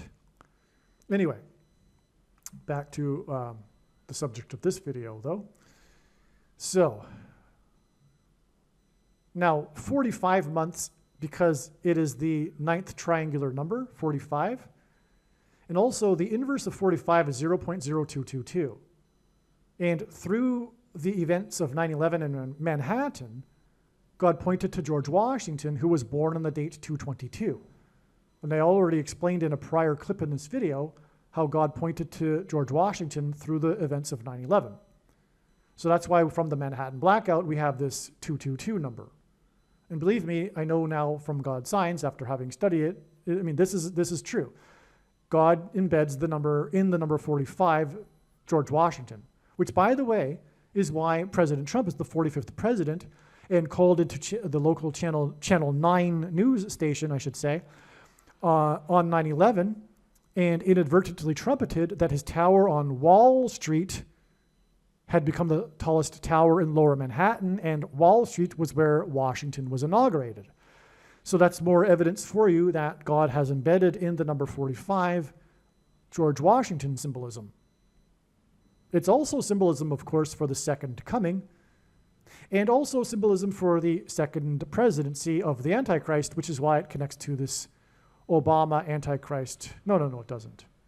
Sorry, I take the last part back. Okay. So, but what we get here is April 13th, 2023. Let's go through what happened here. So we had this date that was looked at in advance, and we received this sign, which was the climax that had been going on in the news for a number of days prior to this. The mystery identity of who was leaking the classified documents on the internet. The Department of Defense classified documents, right? And it all led eventually to this 21-year-old leaker of the documents arrested in Massachusetts.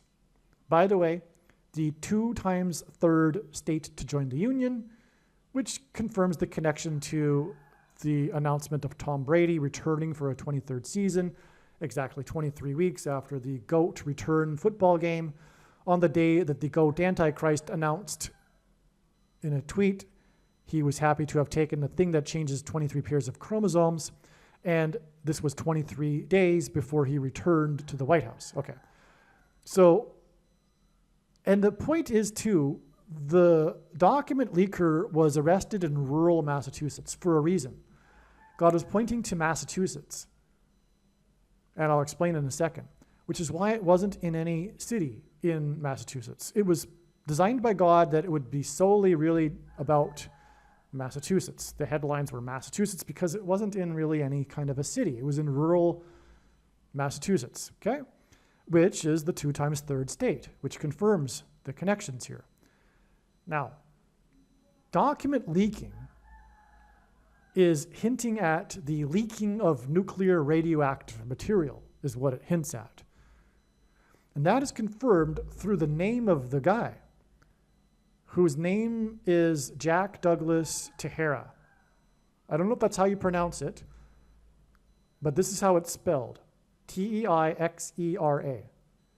So I assume it's a Latin name, so I don't know, Teixeira, I doubt it's pronounced Teixeira. It's probably a silent X, and it's probably Teixeira. Either way, the etymology of this word is rooted in, it's from the name of a tree. It's a type of tree. But the name of the tree,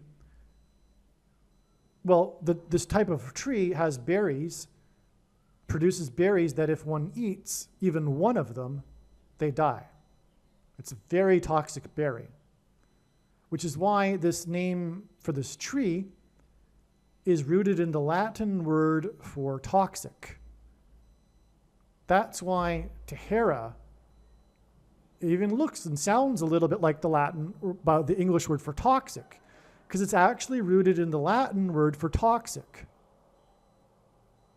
which is what exactly I'm speaking about here, this leak of toxic radioactive material, which is why it's a document leaker. Now, it was recognized immediately that 21 hints at 3 sets of 7, because as I explained earlier in the clip, 3 sets of 7 is symbolism for God's judgment. The Israelites enacted a symbolic 3 sets of 7 before the walls of security collapsed in God's judgment. And again, earlier I said that this day was exactly 37 months, which is 3 sets of 7, after Trump trumpeted the national emergency. Well, there's a coming national emergency when the suitcase nuke is predicted to explode on January 13th, which will be 7 plus 7 plus 7 months, 3 sets of 7, after this Teixeira toxic document leaker arrest. Now, on this same day, which confirms all of this, is another big story of the day, which was the death, immediate death, of 6,000 plus 6,000 plus 6,000 cows at a farm in Texas. Texas is a hint at Teixeira, which is spelled with an X, right? Maybe it's even pronounced Teixeira. That's clearly designed by God as a rhyming. This is how God's science works. This is why it occurred in Texas. And also, just like the document leaker being arrested in Massachusetts, this farm was in rural Texas, nowhere. So the stories talked about it being in Texas, not a particular city in Texas. 18,000 cows die in Texas is the headlines of the story. Of course, the 6 plus 6 plus 6 is this Antichrist symbolism, right? Now, the deaths of the cows were a result of an explosion. There was an explosion that led to a massive fire that killed the cows in the farm. I think they were in a barn. I think it was a dairy farm. This explosion, on the same day as the document leaker named Toxic, was stunning confirmation for exactly what we expected for this date, which is the coming explosion of a bomb that will result in toxic radioactive material, which will cause a mass evacuation of Manhattan Island, or at least a portion of it. That was exactly what was expected in advance, and that's what we got. But as I said at the beginning of this video, God does all of this elaborate stuff to tell stories, And this story that I'm about to explain wouldn't have been learned had it not been for this particular step or node in the web of signs.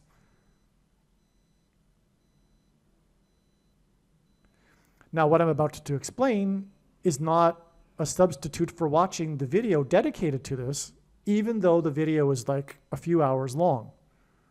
And I think even has a part 1 and 2, which is the 54th Massachusetts Regiment video.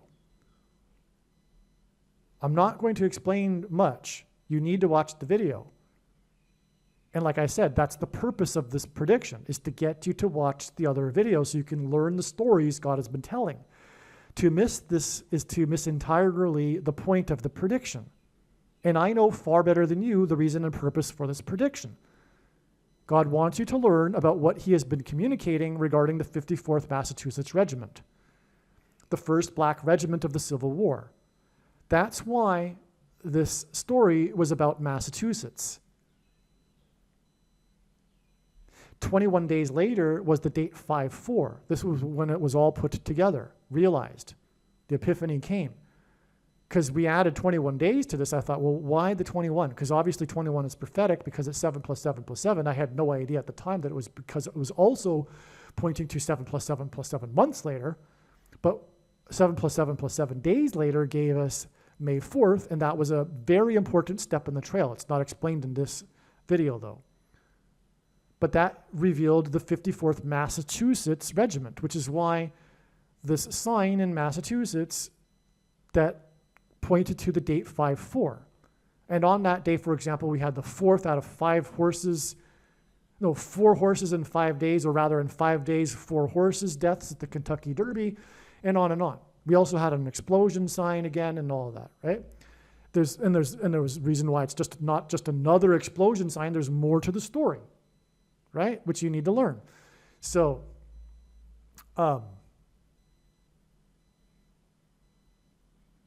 actually, I'll be honest, that explosion I don't think is explained in those, because that explosion wasn't learned until like a long time later. But nonetheless, you still need to watch the 54th Massachusetts video. The theme here is this theme of slavery and freedom, which, by the way, involves the number 13. Because the Massachusetts Regiment, the 54th Massachusetts Regiment, is known for, officially by policy from Washington, D.C., not being paid the equivalent amount of the other white Northern soldiers, which was $13 a month, which was an example of oppressive minority laws. And also included this theme of currency. After the predicted explosion in New York, the financial system will collapse, and what will emerge will be digital currency, which will then be programmed by the Antichrist system to enforce the mark of the Antichrist and restricting people buying and selling food, the rationed food, to only those who have taken the mark of the Antichrist, the so-called good citizens. It's not just oppressive minority law, that's the understatement. It's genocide. It will be a form of genocide, but more specifically, politicide, because it's a political civil war we are in. And depending on one's politics is, in general, is what determines whether one is for or against this thing, which is the mark of the Antichrist, which, by the way, if you take, the Bible prophecy says you go to hell. So, in other words, it's clear which side God is on in this civil war. If you are on the wrong side, make sure you change immediately to the other side, the side that is for freedom and not slavery and socialism and leftism. Because the theme of the Bible and the theme of life is slavery versus freedom. That's why God used the Civil War, which was about slavery versus freedom, to point or use this 54th Massachusetts Regiment sign in order to point to what is coming, as I've just explained now. What confirms this too is this prophetic hockey game on the state, which was played on Montreal Island, which hints at Manhattan Island. The final score was 5-4, which hints at the 54th Massachusetts Regiment. And by the way, Massachusetts hints at Manhattan, and also hints at Mississauga, all of these native Indian names. And that's because the Anglophones fled Montreal Island to largely Mississauga, the city next to Toronto, when they were oppressed with oppressive minority laws. The only place in the so-called Free West where people in Quebec that didn't speak French were not allowed to express themselves in their own language. Bill 101, because it was 101 passengers on the Mayflower that reached Massachusetts.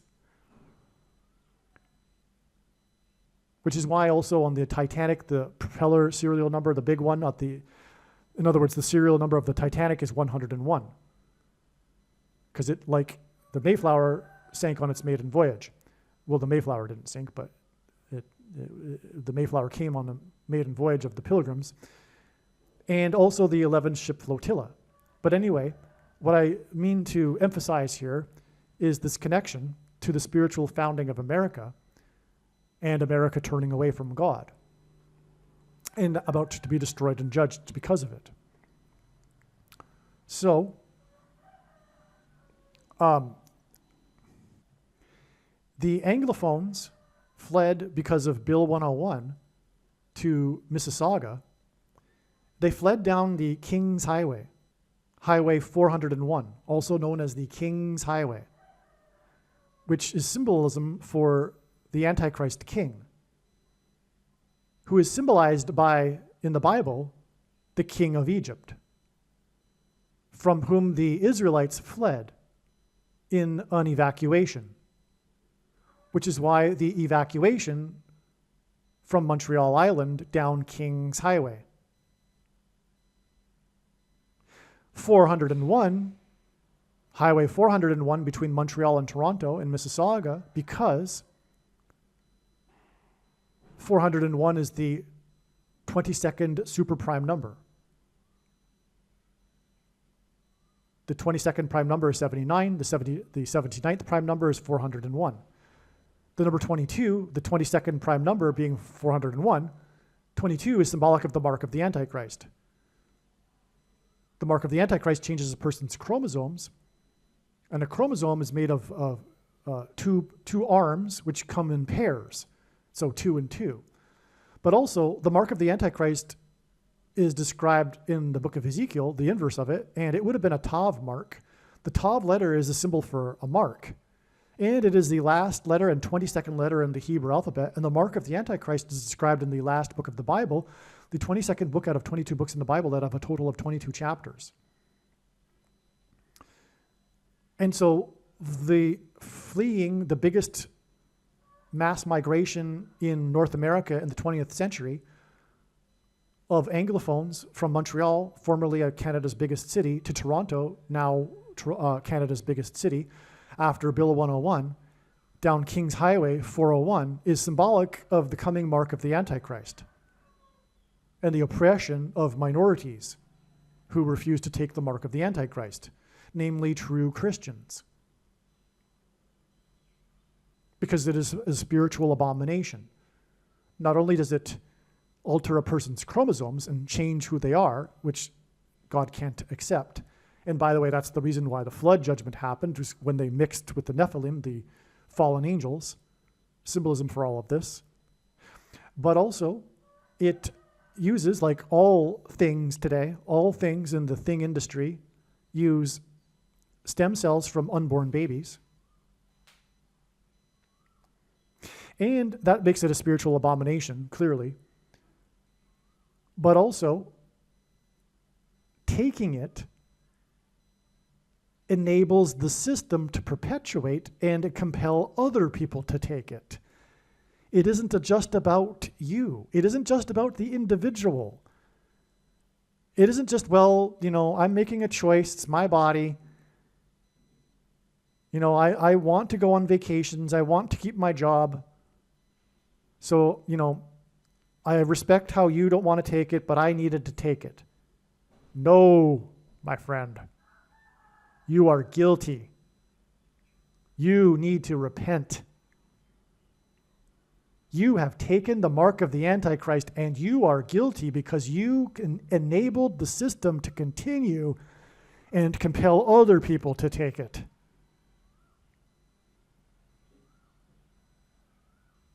And that is perhaps the most unrighteous part of it.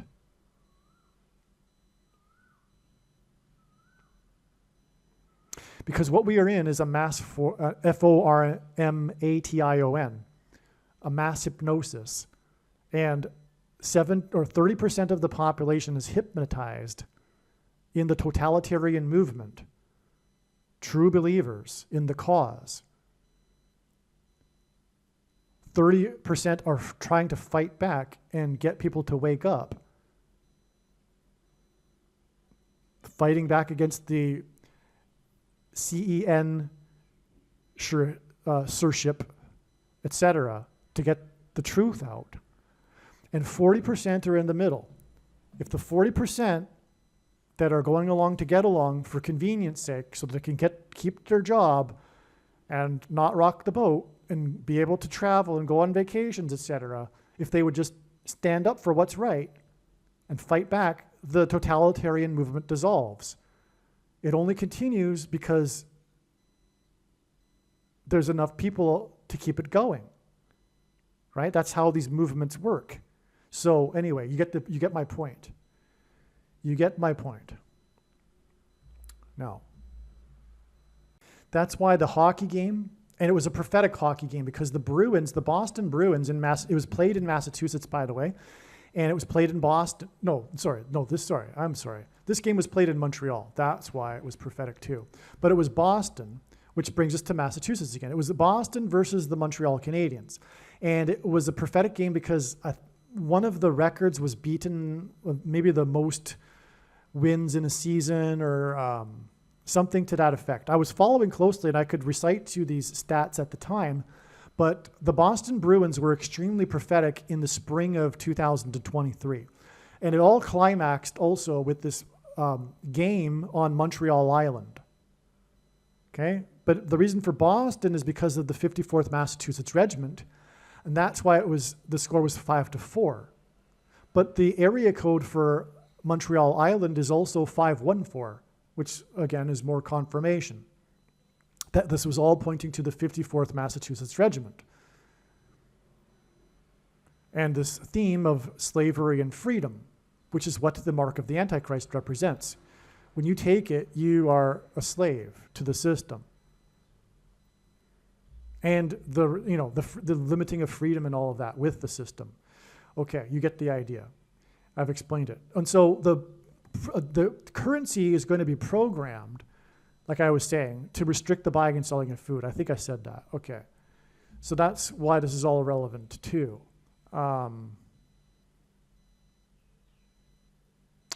Now, the reason why they fled to Mississauga is because the biggest evacuation in the 20th century was the bomb train, what they call a bomb train, when the toxic freight train carrying toxic gases exploded in Mississauga, causing an evacuation in 1979, which was right at the time, like in the final years of the mass migration. I mean, in other words, most of the migration, the fleeing from Montreal had happened in the few years prior to it. And so, in other words, by the time of the bomb train in Mississauga had become this enormous city because it hadn't been prior to it.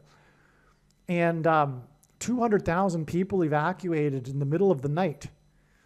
And this is my earliest memory because I was born in Mississauga. God designed all of this all along, this life of mine, for this video. My earliest memory is in 1979 and the emergency evacuation in the middle of the night because of the train that had exploded with the toxic material. Yep. And that's why Mississauga is a part of this story. Now, this date here, April 13th, it was 2023. One of the things that was known about this date ahead of time is that it was exactly 370 weeks, and I already explained the significance of 37, how it is symbolic of 3 sets of 7. It was exactly 370 weeks. Let me just expand on that, because I don't think it's in the clip. Trump was elected, or he was inaugurated, I should say, at the age of 70 years, 7 months, and 7 days old. 73 days after he won by 77 electoral votes, on the same day that Netanyahu was in office for 7 years, 7 months, and 7 days, him being symbolism for Joshua, the leader of Israel. And that, in turn, was exactly 73 weeks after Trump famously descended the golden escalator in his Trump Tower, the symbolic beginning of Trump. So 73 weeks right there, right? 3 sets of 7.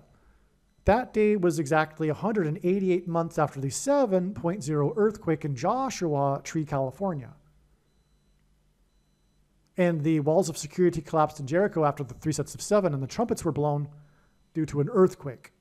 And archaeology proves this. And they were led by Joshua. The reason for the 188 months is because the 188th word in Strong's Hebrew Concordance is the word for woe, exclamation mark, used in the context of extreme judgment from God in the Bible. Okay, so back to what I was saying. This date here, I'm talking about this theme of Mississauga now, and how the Montreal Island hockey game pointed to it.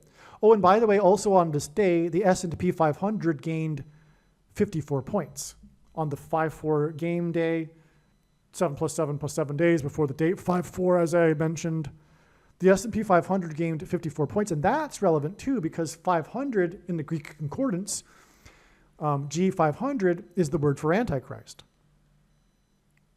Okay. So yes, the S&P 500 gained 54 points on this day too. But anyway, it all points to Mississauga because that's the point of pointing to Montreal Island, the mass evacuation and the fleeing down the King's Highway to Mississauga. Now, and that all points to the bomb train, which is what we're talking about because this is this theme. And by the way, that's when the bomb train happened in East Palestine, the night before, God, I can only lay this at the feet of God. I don't know how this happened, the coincidence of the timing, but I was online surfing, learning about the train derailment and the bomb train in Mississauga. And then the next day was the bomb train in Ohio. And by the way, Ontario rhymes with Ohio. Mississauga, Ontario. I mean, that's amazing. And they're both native language words too. Ohio, Ontario. I mean, okay. So the bomb train in East Palestine is another prophetic sign. It's pointing to all of this. But that's when I realized that there would be as a result of the bomb. Because like I said at the beginning of the video, I've known that the bomb was going to happen in Manhattan since July of 2019. But it wasn't until the February of 2023 that I realized that there would be a mass evacuation from Manhattan Island due to toxic material. Okay, so back to this story of Mississauga that I'm talking about. This date here, again, this connection I'm explaining was known ahead of time, was exactly 370 weeks after the Prime Minister of Canada met the President of the US for a state dinner in Washington, D.C. on March 10th, 2016. Okay? Justin Trudeau met or had a state dinner with Barack Obama at the White House on this date. During the state dinner, Barack Obama talked about his visit to Canada. which was incidentally, not coincidentally, it's prophetic, right in the summer of when he rose to power. I mean, literally, it was like just days before he became a national thing. Because he became a national thing when he gave the speech at the Democrat convention. And I think it was the second last speech or something.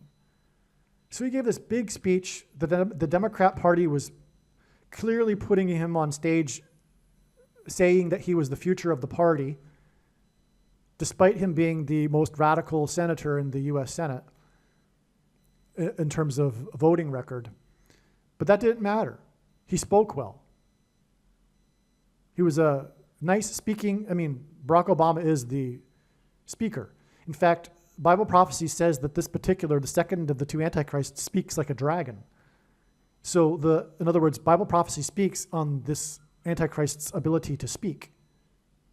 And that's Obama. He became the president on his ability to deliver a speech. Period. Right? And, well, not period. He tapped into evil. He spoke the leftism language, which is evil. Well, anyway, let's get back to what I was saying. So Barack Obama had Justin Trudeau at the White House. Now, this was just after Trudeau was elected in November of 2015, just a few months after. It was November 4th, 2015, exactly 7 years after Barack Obama was elected, the 44th president, on the date 11/4, which hints at 11 times 4 equals 44. Now, I spoke earlier about the significance of 7 years. Again, in Bible prophecy, 7 years symbolizes the period of the end. But also, it's equivalent to 84, which is the equivalent of, in gematria, the name Obama and the word bomb. In other words, the 7 years connection in between the election of these two partners in crime, the Antichrist and his partner in crime, the Prime Minister of Canada, the 51st state, because Barack Obama will become the 51st vice president before he becomes the president again. This connection is ultimately pointing to the predicted bomb, because 84 months hints at bomb, and they were elected exactly 84 months apart. And that's quite significant because unlike elections in the US, elections in Canada don't occur in the same month every year, let alone the same date. An election in Canada can occur on any date of the year. I don't think they're ever going to have it on a Sunday, but you know what I'm saying. And that's why it's even more special that we have this exact 7 years or 84 months connection between their two elections. Now, also, Justin Trudeau is the 23rd Prime Minister. And I explained earlier how God's big picture of signs works on pairing 23 and 44 together. That's how the big picture works. It works on pairing these numbers together, as I've been explaining in this diagram, in this video. So the two antichrists, if you will, because Justin Trudeau isn't technically one of the two antichrists in Bible prophecy, although I do suspect he is, the 10 kings symbolizes this, if you know what I'm talking about in Bible prophecy. But anyway, these two partners in crime, let's just put it that way, are the 23rd and 44th leaders of their nations. That's astounding beyond words. And they were elected 77 years. And by the way, Barack Obama was born on the date 8/4. I forgot to mention that earlier. Not only does his name equal 84, and it's the word bomb, but he was born on the date 8/4, August 4th. And speaking of dates, that's what this is about, because it's the date 11/4, and which hints at 11 times 4 equals 44. And it's the 4th of the month, and the day that Obama was elected was exactly 579 months after he was born, both being the 4th days of the month. 579 is prophetic because God repeats a number 3 times for emphasis of its symbolic meaning, and 579 is equal to 193 plus 193 plus 193.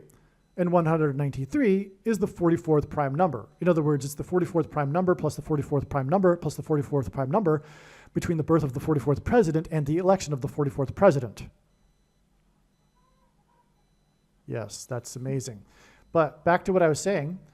Now, there's something that's widely known called the Richard Nixon prophecy. President Nixon visited Ottawa, Canada for a state dinner in, I forget which year. Let's see. I can figure it out because that's part of the prophecy. It was in March of 1972. And at the dinner, President Nixon gave a toast. The dinner, by the way, was hosted by Prime Minister Pierre Trudeau, Justin Trudeau's father. Okay? So Justin Trudeau, the 23rd Prime Minister of Canada, is the son of Prime Minister Pierre Trudeau, who had Nixon at the Capitol for a state dinner in March of 1972. Okay? At the dinner, Richard Nixon toasted to Pierre Trudeau, or not to Trudeau, but he gave a toast. And his toast was to the future Prime Minister of Canada, referring to 4-month-old Justin Trudeau. Okay? And then Justin Trudeau became the Prime Minister of Canada. All right? That's the Richard Nixon prophecy. And then Barack Obama mentioned this prophecy by Richard Nixon at the state dinner in Washington, D.C., when Justin Trudeau had dinner with Barack Obama. So it was like the state dinner in Washington was like a fulfillment of this prophecy, if you will, because the prophecy was made at a state dinner, and then Justin Trudeau was at a state dinner shortly after he was elected. Who knows? That's maybe even why Barack Obama decided to have Justin Trudeau for a state dinner so soon after he was elected. But probably also because the two are kindred spirits, and they knew that because they're on the same spectrum. They're both leftism religionists. They're both members of the most dynamic religion of the 20th century that has conquered every aspect of culture in the West. Okay, so anyway, that's the Richard Nixon prophecy. But what isn't known and is only being spoken of in this video is the true extent of this prophecy.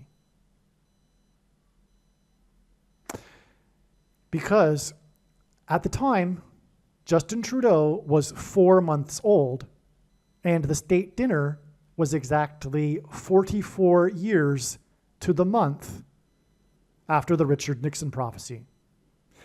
In other words, Nixon toasted to the future prime minister, the 4-month-old Justin Trudeau, and 44 years later to the month, Justin Trudeau attended a state dinner with the Antichrist, the 44th president. In other words, it identified the 44th president as the Antichrist. And furthermore, Justin Trudeau is the 23rd prime minister who was elected exactly 84 months or 7 years after the election of the 44th president. That is the Richard Nixon prophecy. Now, here is the thing. During the state dinner, during Obama's speech, if you will, Obama mentioned the name Mississauga 3 times. Mississauga is the 7th biggest city in Canada. It was a 3 sets of 7. And I've, prior to this, explained the prophetic significance of Mississauga with its bomb train symbolism and the fleeing of oppressive minority laws, which is what's coming from the Antichrist. Obama mentioned Mississauga 3 times in a row because he was jokingly having trouble pronouncing the name. And fair enough, when you look at the name on a piece of paper and you are not from Canada, you would not know how to pronounce Mississauga. So he made a joke about it. He, jokingly, half-heartedly attempted to pronounce it twice. Then a third time, he pretty much got it. Or not, I forget. But he did it 3 times. And Canada is the 7th biggest city. But this was after he mentioned the Richard Nixon prophecy.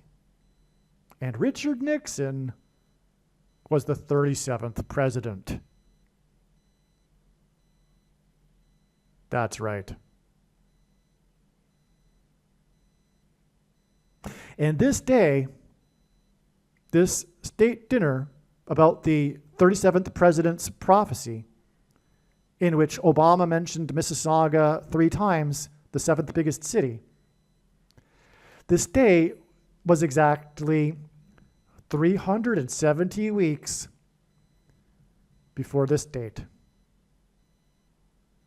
which included the prophetic hockey game in Montreal, on Montreal Island in Canada. In the area code 514, the game score was 5-4. In other words, it pointed to Montreal Island, because that's the area code of Montreal Island, which points to Manhattan Island and the coming explosion.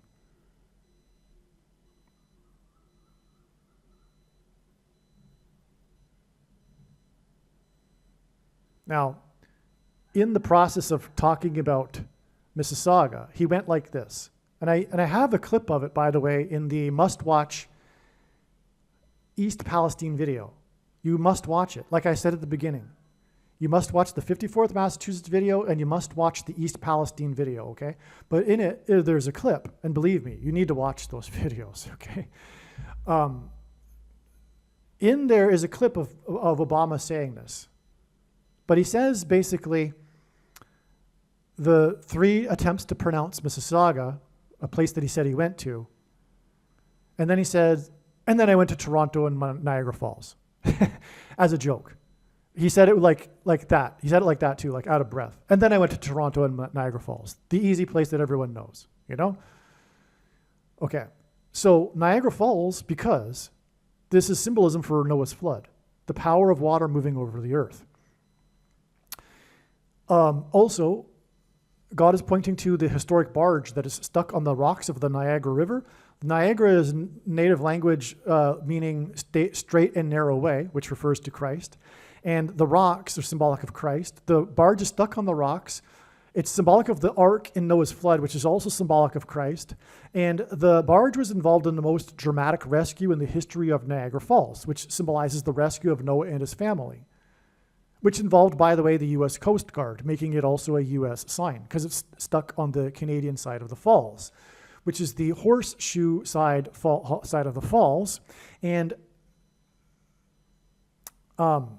the predicted date that the barge will crash over Niagara Falls, by the way, is August 6th, 7 days before the predicted solar flare will knock out the power in North America, and Niagara Falls is known for generating power. And 7 days because of the 7 days warning and the count of the flood. And also Niagara Falls engenders a perennial rainbow, and Barack Obama is the rainbow president. But he visited all of this right before he rose to power, like I was saying, with the speech, right at the same month even. And what else is to say? There's a couple other things. Let me just finish this Niagara Falls thing, because Niagara Falls, the horseshoe of it, is directly pointing to the CN Tower. In other words, it's a game of horseshoes. Because in a game of horseshoes, you aim the horseshoe straight ahead at the metal stick. The CN Tower is symbolic of the metal stick that the horseshoe falls is 100% directly pointing to. Go look at it on Google Maps if you would like. It points to the stick because it's pointing to a symbolic game of horseshoes. But why is that? God is pointing to this because Well, let me say this first. The CN Tower in God's signs, not just me saying this, in God's signs is symbolic of the Tower of Babel. And Toronto, a place that I grew up but not as an adult. I left Toronto, the suburbs of Toronto, and I, like I mentioned, was born in Mississauga when I went to university. But I know the city well because my family has lived there ever since then. And it is the Tower of Babel city. The leftists decided it would be a good idea to fill Canada with the cultures of the world as if it were an empty box with which to stuff the other cultures of the world. And they've made it in Toronto the city of the Tower of Babel. And that city is symbolized as being the Tower of Babel city with its metal stick, with the CN Tower. Anyway, the reason why the Niagara Falls, and by the way, the Tower of Babel story is Antichrist. That's the purpose, that's the point. The coming together of the different peoples, the world is communism, it's socialism, right? Jesus said, do not think I came to bring unity and peace, but I came to bring division with the sword. If you don't understand that, you don't understand Jesus and also God's prerogative and his plan with a capital P. That's why the opposite of the plan is collectivism, which is why it's evil and inevitably leads to evil and the restricting of human rights. But it's because by nature, God's plan is to divide. I mean, Genesis begins with division. He divided the night and the day and the waters from the earth, etc. He's in the process of dividing the sheep from the goats, the wheat from the chaff. That's what this purpose of all of this is. The Satan, the enemy, knows this, and that's why it's all about collectivism and unity coming together in a Tower of Babel, an attempt to reach heaven collectively with technology and with human ingenuity without God. That's the Tower of Babel story in a nutshell, right? Okay. Which incidentally is Genesis chapter 11, which is why the Twin Towers were replaced with the one tower and the one world tower, and the Twin Towers looked like a giant 11 in the 11th state, and were struck by Flight 11 with a crew of 11 people in New York City, which is made of 11 letters. Anyway, the reason for God pointing to this with the Niagara Falls barge is that when the asteroid hits Earth, as described in the book of Revelation, there will be an earthquake that causes the waters of the Great Lakes to spill out over the Midwest.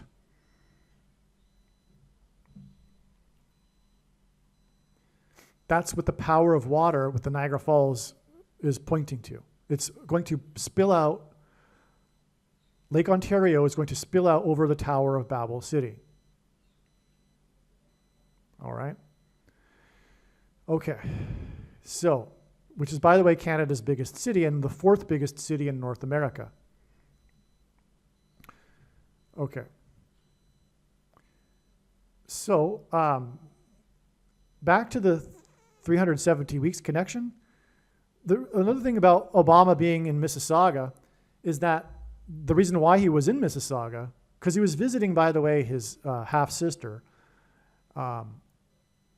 And so, but they went to a restaurant in Mississauga. That's his time in Mississauga. And I discovered the name of the restaurant, and I forget the name now, but it has in its title Mountain or Mountain View or something. It's a high place. That's because the name Bama in Hebrew means high place. Both lowercase b and capital B, proper noun, high place. Bama, high place. Because in the Bible, the Jews would conduct false religious worship to their false gods on the tops of mountains. High places is a euphemism in the Bible for this.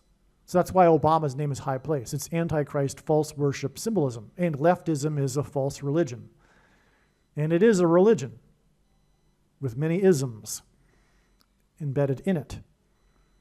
Okay, so I think I've successfully established this connection to Mississauga, the 370 weeks connection, and the significance of Obama saying Mississauga 3 times. It all points to the bomb train, but it also ties into this hockey game in Montreal Island, which is why Mississauga, because as I've explained, which also is about Massachusetts. This was on the day of the arrest of the Massachusetts documents leaker, which instead leaking of radioactive material on an evacuation, just like the evacuation from Montreal Island down Kings Highway. You know, you get the idea now, right? All right, we are almost done this truly profound diagram. Now, this Manhattan blackout, which connects to the Manhattan Project, as I explained, and also the day of the Hurricane Barry, which hints at Barack Obama, the predicted future 48th president, is exactly 22 times 3 months before the predicted bomb, which will lead to Barack Obama becoming the 48th president. 22 times 3 hints at 223, which is the 48th prime number. Also, it's 3 times 22 months. And that's because this is very important and points to this verse in Genesis chapter 3, verse 22, which symbolizes this coming big lie at the end of the age, which was the lie at the beginning of the age, which was when the serpent, Satan, told Eve in the garden that she shall surely not die. The coming promise of immortality without God, through demons pretending to be aliens, is coming. And it'll be the big lie at the end of the age that's making the age come full circle. And it'll be involved, and it will involve the mark of the Antichrist, this promise of immortality. It is Tower of Babel, trying to reach the heavens, immortality, be like God without God, which is leftism, which is socialism, and secular atheism, because the two are flip sides of the same coin. When you lose God, you inevitably, like a law of the universe, get communism. You get totalitarianism. It is the default, first of all, it is the default form of society, and the only reason why it doesn't exist in North America today and other places in the world is because of the influence of America and the Christian civilization. But when you get rid of it, the vacuum is inevitably filled with communism and totalitarianism. That's just the way it works. The founders knew it. John Adams said, we have something, we created something that is only applicable only for a moral and religious people. It is completely unapplicable for any other people. I'm paraphrasing. That's what he said, though. Okay? And all of the founders agreed. They all said similar things. Okay? Even Washington said it in his inauguration address, I believe. Or was it his farewell speech? I forget.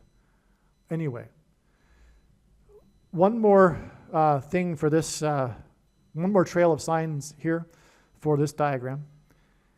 We were at the Hawaii missile alert, the false missile alert in Hawaii, the home state of the 44th president, and exactly 44 weeks later was the announcement of the discovery of the Argentine submarine and the tragedy of the deaths of 44 sailors that were on the sub. And in Argentina, the tragedy is referred to colloquially as the 44 sailors, which is confirmation of the 44 weeks. But this submarine is also, the story of the submarine involves an explosion, because the international effort to search for the submarine after it sank revolved around the detected explosion by the agency responsible for detecting underwater, under ocean nuclear detonations to prevent nuclear testing under the ocean. So this explosion was detected by the nuclear organization involved in detecting explosions. That's why this is an explosion sign. And it was announced almost exactly a year later, one day exactly, more than a year. And 1 year is 4 plus 4 plus 4 months. So that also hints at the 44th president and the 44 sailors. Okay, now this day was known ahead of time, and one reason being is that it was the date 99 and 5779 in the Hebrew calendar. And the number 9 is the most important number in God's sciences from the Bible. It symbolizes God's judgment. That's why 9 days before this, I also expected something, and that was the day of the campfire, also known as the Paradise, California fire, the apocalyptic burning and evacuation of Paradise, California. So here we have our evacuation sign in context of an explosion sign. Because on this day, Trump visited Paradise, California, God's trumpet. But it was also the date 995779, 9 days after the start of the fire. All right?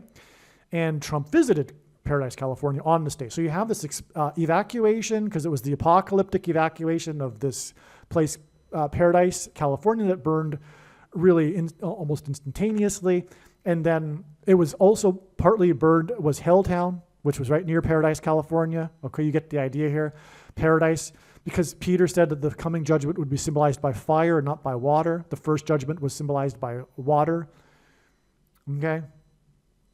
The flood. Okay, actually the first judgment was when Adam and Eve were kicked out of paradise. Okay, so the Garden of Eden. Now, the thing is that Trump's day in Paradise, California, was the 666th day he was in office, which gives us Antichrist symbolism. And again, he is trumpet, God's trumpet that he uses to trumpet and highlight his prophetic signs. Because then again, in archaic English, the name Trump or the word Trump means trumpet or the sounding of a trumpet. Trump was trumpeting judgment in paradise on the date 99 and 5779, 666 days after he left office, which is also, or was, 666 days after Obama left office. And Obama is the Antichrist, the 44th president, hence the 44 sailors and the explosion sign. Okay. Also on this day, on 99 and 5779, the UN passed 9 resolutions condemning Israel. And the Antichrist in the end times will lead the world in an effort to divide God's land and make Jerusalem an international city, the biggest transgression the world will make, for which it will be judged in the end. All of this 9s here is why we had 9 days to get to this prophetic sign, which was the 7 minutes of terror before the NASA probe InSight landed on Mars, the red planet, which is the red dragon that's thrown down from heaven to earth in the book of Revelation.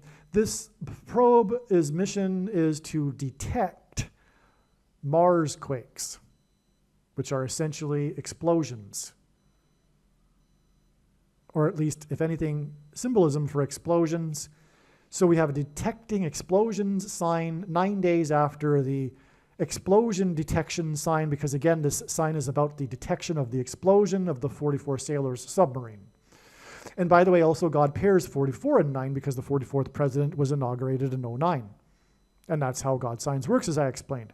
That also pairs with the 44 weeks, as I explained. So does the 9 resolutions pair with the 44 weeks. Okay, and the date 9-9. So that's how God's signs works, pairing these 9 numbers together. 9 and 23, 9 and 44, 44 and 23, as I've explained. Now, one last connection here. This is amazing too, because in simple English gematria, A equals 1, B equals 2, C equals 3, the word bomb is equal to 32. And so from this detection of explosions sign, this NASA InSight sign, it is exactly 320 weeks to the predicted explosion in New York City. Also, the name Obama in simple English gematria equals 32. And again, Obama will become the president again through the coming martial law and the emergency after this predicted explosion in New York City. Also, Obama will be the 48th president, and 32 is equal to 4 times 8.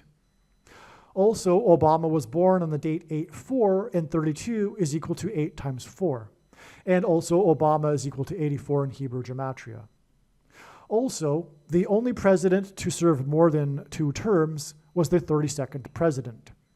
Barack Obama will serve more than 2 terms. He will serve a 3rd term, just like the 32nd president. And the number 32 is 4 times 8, and Barack Obama is predicted to be the 48th president. Now, there's another aspect to this Mississauga bomb train prophecy. Well, there's actually tons more. Like I said, the full explanation is in the other video that I made that, like I said, leads to February 3rd, 2024. Like I said, it's a must-watch. But I'm giving you a surface-level explanation here, and I don't mean for it to be a substitute for the other fuller explanation. But I got to make a video anyway in this context of this diagram. And so what else should be added here is the mayor of Mississauga. The mayor of Mississauga, during the time of the bomb train, well, let's back up. Let's talk about the date of the bomb train. That was November 10th, 1979. 1979 is an extremely important year in God's signs for many, many reasons. And that's explained more so in the Jimmy Carter videos. It was during the time of the Carter presidency, and the Jimmy Carter presidency is extremely prophetic. And I have made many videos talking about it. Okay, so, and essentially too, it's pointing to 7 years of prophetic signs followed by an 8th and a 9th year of the judgment and destruction for America. And on that note, that leads us to the end at the end of 2026. And the bomb train in Mississauga was 2 months and 26 days after the release of the extremely prophetic Apocalypse Now video. The Apocalypse Now video is a video, or rather I should say movie. A movie is a prophetic sign from God that is communicating in God's signs the apocalypse beginning now. But there's so much to say and has been said in other videos, and like I'm saying in the Jimmy Carter videos, that explains this.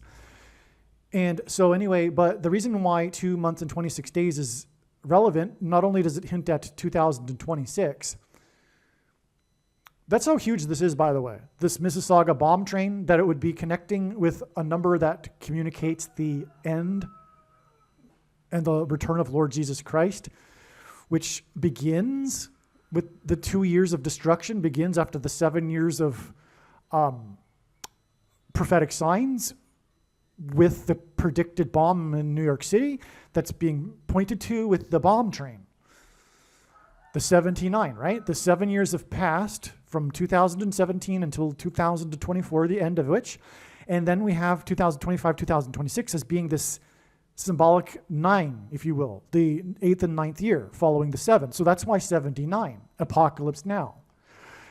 The Apocalypse Now was released 2 months and 26 days before the bomb train that I'm talking about, the biggest evacuation in North American history in Mississauga.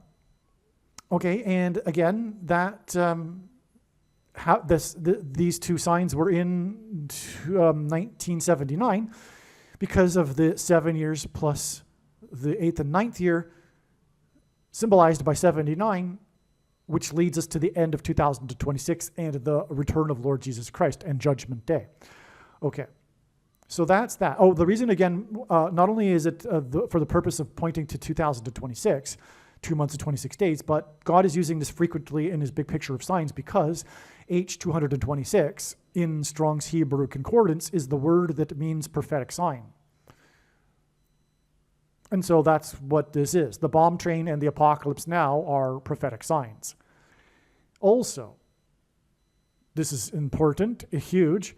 Again, I said that God pairs 23 and 44 to confirm the signs and connections. And again, this prophecy between Obama and Trudeau is about the 44th president and the 23rd prime minister. This Canadian bomb train in Mississauga, Ontario, was 2 times 3 days, which hints at 23, after 11/4, the date that Obama and Trudeau were elected, which was the beginning of the 444-day Iran hostage crisis, which coincided with the last 444 days of Carter's presidency, because there are many parallels between Jimmy Carter and Barack Obama, including them claiming to be quote-unquote Christian. Anyway, there's lots to be said, and I explained this in other videos, including the Jimmy Carter malaise video, and also another recent video. And so I won't explain that anymore. The parallels between Obama and Carter, that's for the subject of another video anyway. We want to stay focused here. Like I said, it's very difficult to keep focused because God's big picture of signs is not linear. It's interconnected and infinite. But the 444-day Iran hostage crisis also led to the attempted rescue of the hostages, in which resulted in a plane crash. Barack Obama, the 44th president, will become the president again as a result of this bomb, and Kamala Harris's death, predicted death in a plane crash. And that plane crash in the attempted rescue of the hostages during the 444-day Iran hostage crisis led to the deaths of 4 plus 4 military service personnel and 4 injured in Operation Eagle Claw. All right. There's all kinds of symbolism in the hostage crisis as well, but it's a subject for another video. Okay, so let's just keep it at that. But this all does point to the 44th president. That's why this occurred on the date 11/4, which hints at 11 times 4 equals 44, I should say, which is why the 44th president was elected on the date 11/4. The 23rd Prime Minister of Canada, Justin Trudeau, was also elected on the date 11/4, and that was exactly 36 years after the beginning of the 444-day Iran hostage crisis. 36, like I said earlier, explained earlier, hints at 666. It's 3 6s. It hints at 3 6s. It is also 6 times 6 and also 2 times 18, which is 6 plus 6 plus 6. And the 36th triangular number in a triangle of numbers, the last number in the 36th row is 666. And 1 plus 2 plus 3 plus 4 all the way up to 36 equals 666. So this is more confirmation that indeed this is a prophecy identifying the Antichrist, whose number is 666 in Bible prophecy. And also that Justin Trudeau is a partner in crime. And I'll just say this too. It was yesterday. I believe it was yesterday. Well, it depends which time zone. Anyway, it was either yesterday or 2 days ago that Justin Trudeau announced that he would resign. The news broke a couple of days before that, or leaked, that he was about to resign. But it was unclear whether he would resign immediately or stay on until another new leader for the Liberal Party would be chosen. And I said there's absolutely, I predicted there's no way that it'll be anything other than him staying on until there's a new leader, because he is the partner in crime in the end times with Barack Obama. He isn't going to leave. And his resignation means that we are on the doorstep of the emergency. That's why he's the Emergencies Act Prime Minister. The fact that he's leaving soon means that the end is going to begin within that period of time. Which like I'm saying in this video, predicting to be right now. January 13th, the explosion for the bomb. Okay, the predicted bomb in New York. So, the thing is, too, what I wanted to get at here is part of this story, which is amazing and hasn't been told yet. which is the story of the mayor of Mississauga, Mayor Hazel McCallion. Hazel McCallion, or I should say Mayor Hazel McCallion, is, for whatever better or worse, she is an icon. She is an icon in Canadian politics. She was the mayor of this city of Mississauga for 36 years,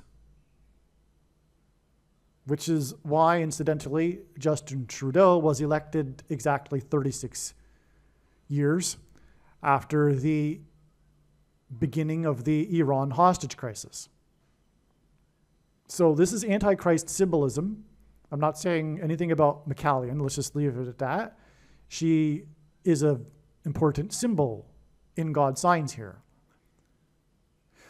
She presided over the evacuation, the mass migration from Montreal to Mississauga. She oversaw the expansion of her city. It was during her reign that Mississauga became the 7th biggest city in Canada. So she saw it from small beginnings, relatively, to become what it is today.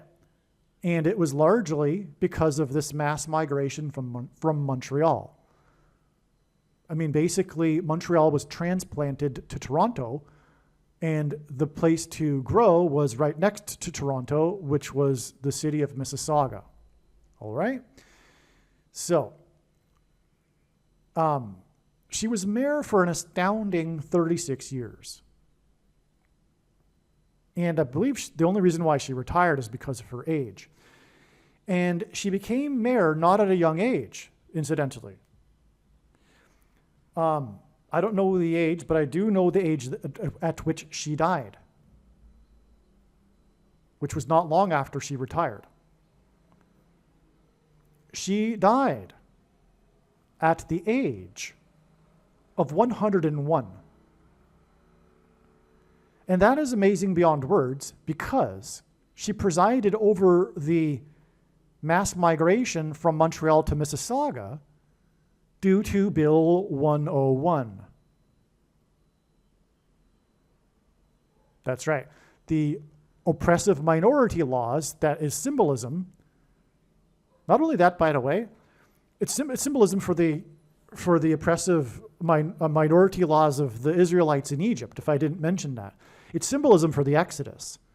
In fact, I did fail to mention this earlier. The coming predicted evacuation from Manhattan Island is also symbolism for the evacuation from Exodus. But that also is symbolism for the coming evacuation of God's people in the rapture. Forgot to mention that. That's extremely important. That's what all of this evacuation and mass migration symbolism is all about.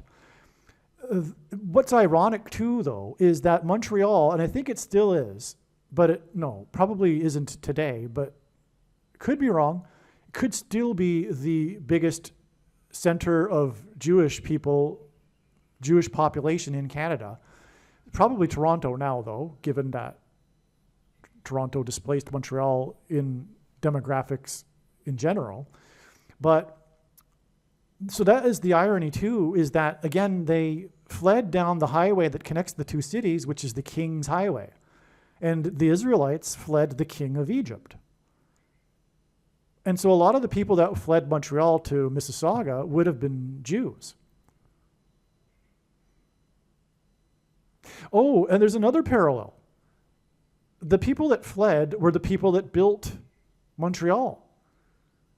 It wasn't Francophones that built Montreal. Montreal was an Anglo city, and it always has been. Because the Catholic Church in history encouraged the French to stay out of the city and in the rural countryside of Quebec. And so Montreal, the city on Montreal Island in the river, in the St. Lawrence River, was built by Anglophones. That's the irony also. But that's the case with ancient Egypt. The biblical story is how the Jews were very important in the building of ancient Egypt. before they had to flee, before they were oppressed, before they were resented. Okay. So that's another amazing parallel. Anyway, we have Hazel McCallion dying at the age of 101 because God is pointing to Bill 101, in which she presided over. She presided over this time, like I just have explained, right? It's so amazing. She was the mayor during the time that people were fleeing because of Bill 101. And she was mayor for 36 years, which is a number that symbolizes 666, the number of the Antichrist.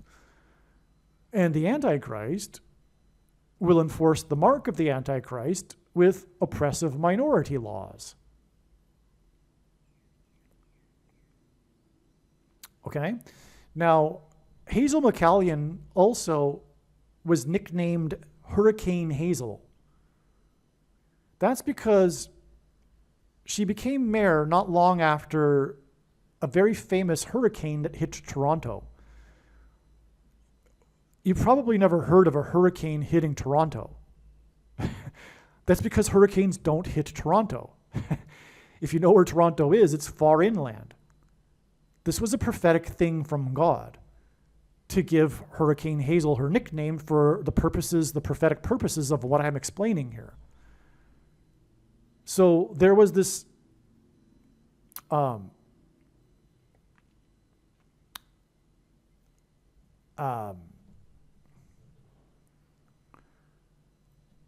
would you call it? A weather event that, I mean, can be explained but shouldn't have happened.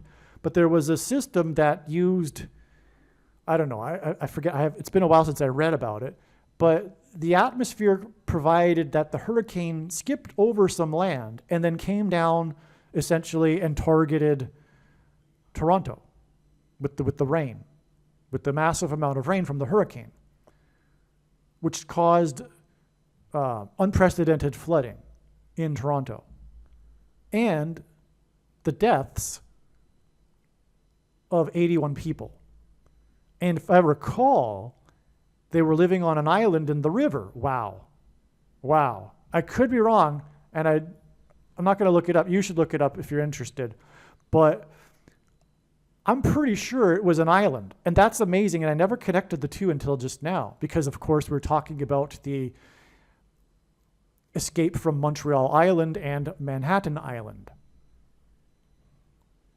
But there was an island in Toronto and the river in the valley, which people dwelled on, and it killed 81 people, and that's extremely prophetic because 81 is a number that symbolizes 9/11. Not only were there 81 passengers on the first plane that struck the first tower, which, by the way, hints at 9, because 8 plus 1 equals 9, and it was a crew of 11 on that flight. With a crew of 11 and passenger number hinting at 9, you have a 9/11. The same was true with the second flight. There was 9 crew and 56 passengers, and 56 hints at 11. 5 plus 6 is 11. But anyway, also, 9 divided by 11 is equal to 0.8181 into infinity. So 81 is a number that embeds in it the 9/11 warning of judgment. And that warning of judgment points back to Massachusetts, which is, like I explained earlier, a rhyme with Mississauga. Both of these native Indian names that are really long and hard to pronounce and begin with an M, obviously, and have some S's in it. Okay, so it's clearly a parallel here. Mississauga is designed by God to be hinting at Massachusetts, and I'm in the process of proving that to you, and how this all comes together, and why she died at 101, and furthermore, why it was Bill 101 that had the oppressive minority laws. This is all because of the pilgrims that were escaping oppressive minority laws by the king. And they came to the New World, like I explained it probably earlier, thinking in their minds that the new world represented their promised land. And they saw, literally, their crossing of the Atlantic as analogous to the Israelites escaping religious persecution or minority persecution from the king of Egypt. And again, they fled Bill 101 down the King's Highway, just to remind you again. All right, now, and so when the Israelites crossed the Jordan River, that was analogous for the pilgrims to them crossing the Atlantic. And how many passengers were there? 101. Yep. How many days did it take? It took an unexpected, I think, triple the time that they expected. They got blown off course, way off course by a storm designed by God, and got hooked into Cape Cod, which if you look at the geography of it, it essentially is a fish hook because God is fishing for men. Yes, that's right. God fished for men with the pilgrims. And he fished for the pilgrims and the fished for men to make his nation of disciples, America. But anyway, it took them 66 days to cross the Atlantic, and 66 is the 11th triangular number. In a triangle of numbers, the last number in the 11th row is 66. Because God is pointing to this number, 11, including with the 101 passengers. The 101 passengers hints at the number 11, as I will explain here. And so does Bill 101 and her age at 101. The reason for the number, well, also, after the pilgrims in 1620 on the Mayflower, John Winthrop led the 11 ship flotilla and founded the Massachusetts Bay Colony and Boston. Before they departed their ships, John Winthrop delivered his famous City on a Shining Hill sermon that Ronald Reagan cited in his farewell speech, which incidentally was on the date 1/11, another hint at 11, in 1989. And that's also, 1989 is also prophetic because it's 13 times 153, and in Jesus' last miracle, 153 fish were caught in the net, and 13 represents him and the 12 disciples that started the age of fishing for men. And so 1989 symbolizes the end of the age of fishing for men. And it's only symbolism. It was a sign that symbolized the end, and including Reagan's speech, which, by the way, was exactly 40 weeks before the World Series earthquake. And Jesus used the metaphor of birth pains in context of earthquake signs regarding his return. And according to the medical profession, the average human gestation period is 40 weeks. And so that's why God uses these 40 weeks, but it connects with 40 weeks to an earthquake, the very famous one. And anyway, that's getting off subject now. Back to what I was saying about the number 11, though. The reason for all of the 11, let me just hold off. So you've got the pilgrims on the Mayflower, 101. Their journey was the 11th triangular number of days, the 11-ship flotilla, and you've got the Titanic also, which was a prophetic sign of judgment from God for America, and it sank on its maiden voyage because it was symbolism for the maiden voyage of the pilgrims. And the big serial number on the giant propeller of the Titanic is 101. At the bottom of the ocean, it's 101 right there. Symbolism for man's hubris, incidentally, thinking that this was the unsinkable ship. Okay, now, John Winthrop, after he delivered that City on a Shining Hill speech, well, I'll say the speech first. Okay, so the reason why all of the 11 is that the number 11 is symbolism for reflection. If God were to symbolize this concept of mirror or reflection, it would be a 1 and a 1, two straight lines. And it wouldn't be 22 or 33, it would be 11. But the reason for that is because John Winthrop's speech, his famous speech, was derived from Deuteronomy chapter 28, which was the words from Moses from God to the Israelites before they crossed into the promised land. Deuteronomy chapter 28 regards God's promises for either blessings or curses, depending on whether or not they obey his commandments or not, after they enter the promised land. And you really need to read Deuteronomy chapter 28. In fact, you can see in Deuteronomy chapter 28, 9/11. For example, it talks about an eagle swooping down in the section of the curses, and on the tail of the plane that struck the towers was an eagle. It was an American Eagle flight, but there was a giant eagle on the tail of the plane, and the plane was swooping down. Also, the chapter talks about the Israelites walking on iron and the sky being bronze. That was 9/11. With all of the debris of the iron on the ground and the sky being bronze red because of the smoke, if you recall. Okay.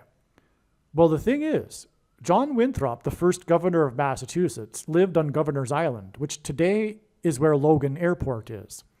And it was from Logan Airport that Flight 11, with its crew of 11 people, flew into the Twin Towers, was hijacked and then flown into the Twin Towers that looked like a giant 11 in New York State, the 11th state to join the Union, in New York City, a name made of 11 letters.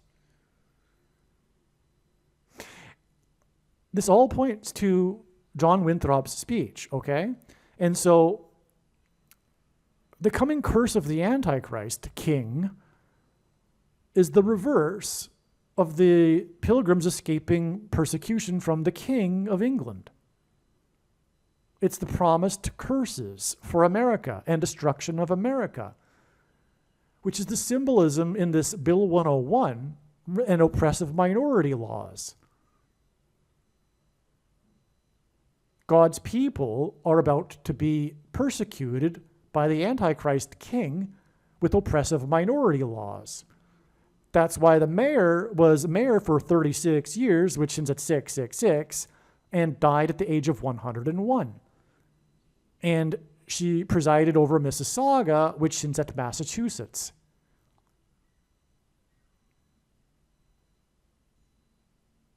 And the Pilgrims leaving England was also a form of exodus, evacuation, like the exodus from Montreal Island to Mississauga. The Pilgrims' exodus from the old world to Massachusetts.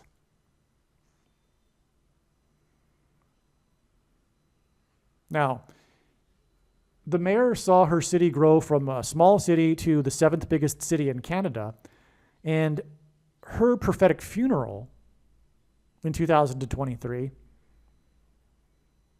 is exactly 700 days before the predicted bomb in Manhattan and the predicted evacuation exodus from Manhattan Island.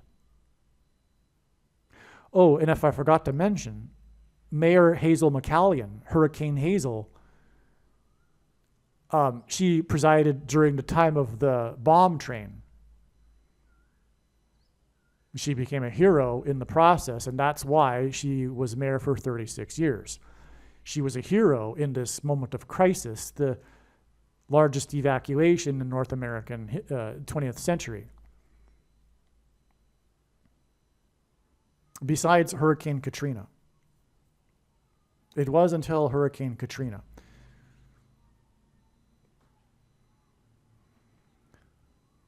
And so,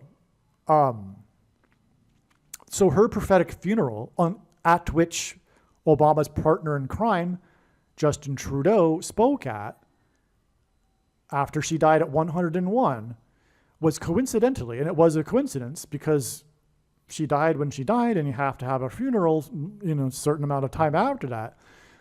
Her funeral was on February 14th, 2023, and that was coincidentally Hazel McCallion Day. I mean, there was a holiday made in Ontario prior to her death. So her funeral was on Hazel McCallion Day. Okay, but the Antichrist partner in crime, Justin Trudeau, spoke at that, and it was 700 days, and she presided over her city, becoming the 7th biggest city. And again, as I explained earlier, Obama mentioned Mississauga 3 times, which gave it 3 sets of 7. And that day was 370 weeks before the April 13th, 2023 sign, as I just explained earlier. So that 700 days is also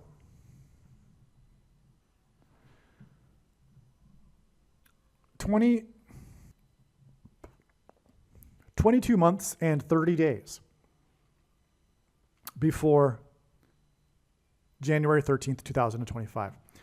And that also is a hint at, like I explained earlier, 223, which is the 48th prime number. And again, the predicted explosion is predicted to lead to the 48th president, Barack Obama.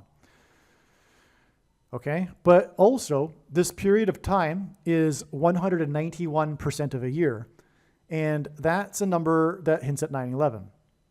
Okay, God has used other 191 connections to hint at 9/11. It's very simple, right? It's obviously 2 1s and a 9. But again, Hurricane Hazel got her nickname from the 9 times 9 deaths from the hurricane, and she died at the age of 101. And that's a hint at 9/11. And her funeral, her prophetic funeral, is 191% of a year to the predicted bomb and evacuation from Manhattan Island. And she, of course, is symbolism for evacuation because of the bomb train and the evacuation from Montreal Island. Now, also, to confirm all of this even, God is brilliant. He gave us another sign, which was an evacuation due to toxic gas and material in the 48th state, which confirms all of this. So again, this date connects with the symbolic 22 months and 30 days, which hints at 223, the 48th prime number. But on the day of her prophetic funeral, there was an explosion and an evacuation in the 48th state. Well, I don't know if it was an explosion, but I can't recall, but there was a truck that crashed on the I-10 highway in Tucson, Arizona, where I used to live. And God has been using the I-10 to hint at 110. And that's because of Joshua, who led the Israelites around the walls of security and into the promised land on the date 110 and died at the age of 110. And around the walls of security, and on 9/11, and the walls of security collapsed on Jericho in God's judgment. And on 9/11, 110 floors of the Twin Towers collapsed in God's judgment. In the towers, it looked like a giant 11. But this evacuation caused by the truck that crashed with the toxic material on the I-10 and the closure of the I-10 hints at 110 and hints therefore at 9/11. And it connects with 191% of a year. But it's also the 48th state, and it connects with the, again, symbolic 48th prime number of period of time, like I just explained. So there you have it. Now, there's another detail that I forget. There's a university, and I think it's in Massachusetts. I'm pretty sure it was in Massachusetts, that on this date, the date of the closure of the I-10 in the 48th state and Hazel McCallion's prophetic funeral, was the opening day of a big exhibit of the, I think the life of Barack Obama, or perhaps his presidency, probably his presidency. Anyway, it was a big deal at that particular university. But anyway, So I think I've explained this story now. Had to include the Hazel McCallion, mayor of Mississauga, part of this prophecy. One thing that I forgot to mention here that's very significant regarding the Richard Nixon prophecy and the purpose of using Justin Trudeau and his father, Pierre Trudeau, is that these were the only two prime ministers in Canadian history to use the Emergencies Act. They enacted a law that temporarily did away with the Constitution, if you will, the Canadian version of it. And this is a symbolism for what is coming, with the coming explosion. The Richard Nixon prophecy, as I'm explaining here, points to, through the bomb train and everything like I explained, it points to this coming explosion, which will be followed by martial law. And that's why God pointed to or used Pierre Trudeau and Justin Trudeau and their enacting of the Emergencies Act.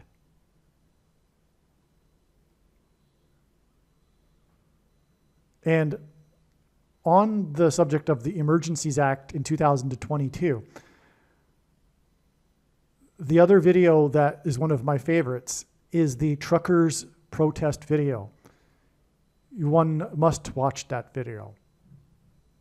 Believe me, I know far better than you how the prediction made in this video was derived.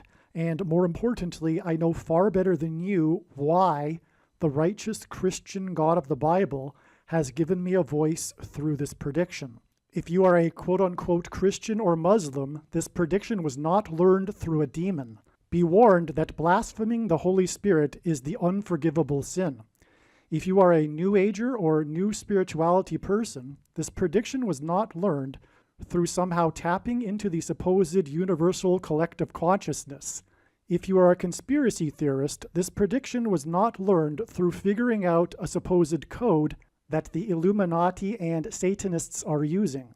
This prediction was learned through the Bible and through watching carefully the Lord's prophetic signs, which Jesus commanded all Christians to do. Besides proving that Jesus Christ is the Lord, the reason why God has given me a voice through this prediction is to prove that the controversial things that I am saying in the videos on this channel are the truth. Therefore, a wise person will want to watch all of the videos on this channel. What I will also do is create a video or two that summarizes some of the controversial things that the Lord will prove to be true when the prediction being made in this video comes to pass. I will leave links to these must-watch videos in the description box below this video. Again, the purpose of this prediction, that is from God, is to prove these things that I will talk about. And therefore, it would be foolish to not watch the videos that I will leave links for in the description box below this video. Aliens and UFOs are demons masquerading as aliens and UFOs. Most people's spiritual experiences are demonic deception, especially if they are not a true follower of Christ. In the last days, many people who claim to be a follower of Christ will have spiritual experiences that are in reality demonic. God became a man and died a horrible death at the hand of the ruler of this world, Satan, and then defeated death for you, so that you too can overcome death, which is the price that must be paid for sin. It is time to repent, which means to change one's ways and turn to God and become a disciple of Jesus. Please leave a like and upvote the video, and once this prediction has come to pass, share this video with everyone you know, and more, don't stop sharing it everywhere in social media. It is essential that everyone immediately read the homepage of my website, TrumpPrediction.com. If you are watching this on the YouTube platform, please note that not all of the videos are on YouTube. You need to switch to the Odyssey.com or Rumble.com channel, and do it now in case you aren't able to later.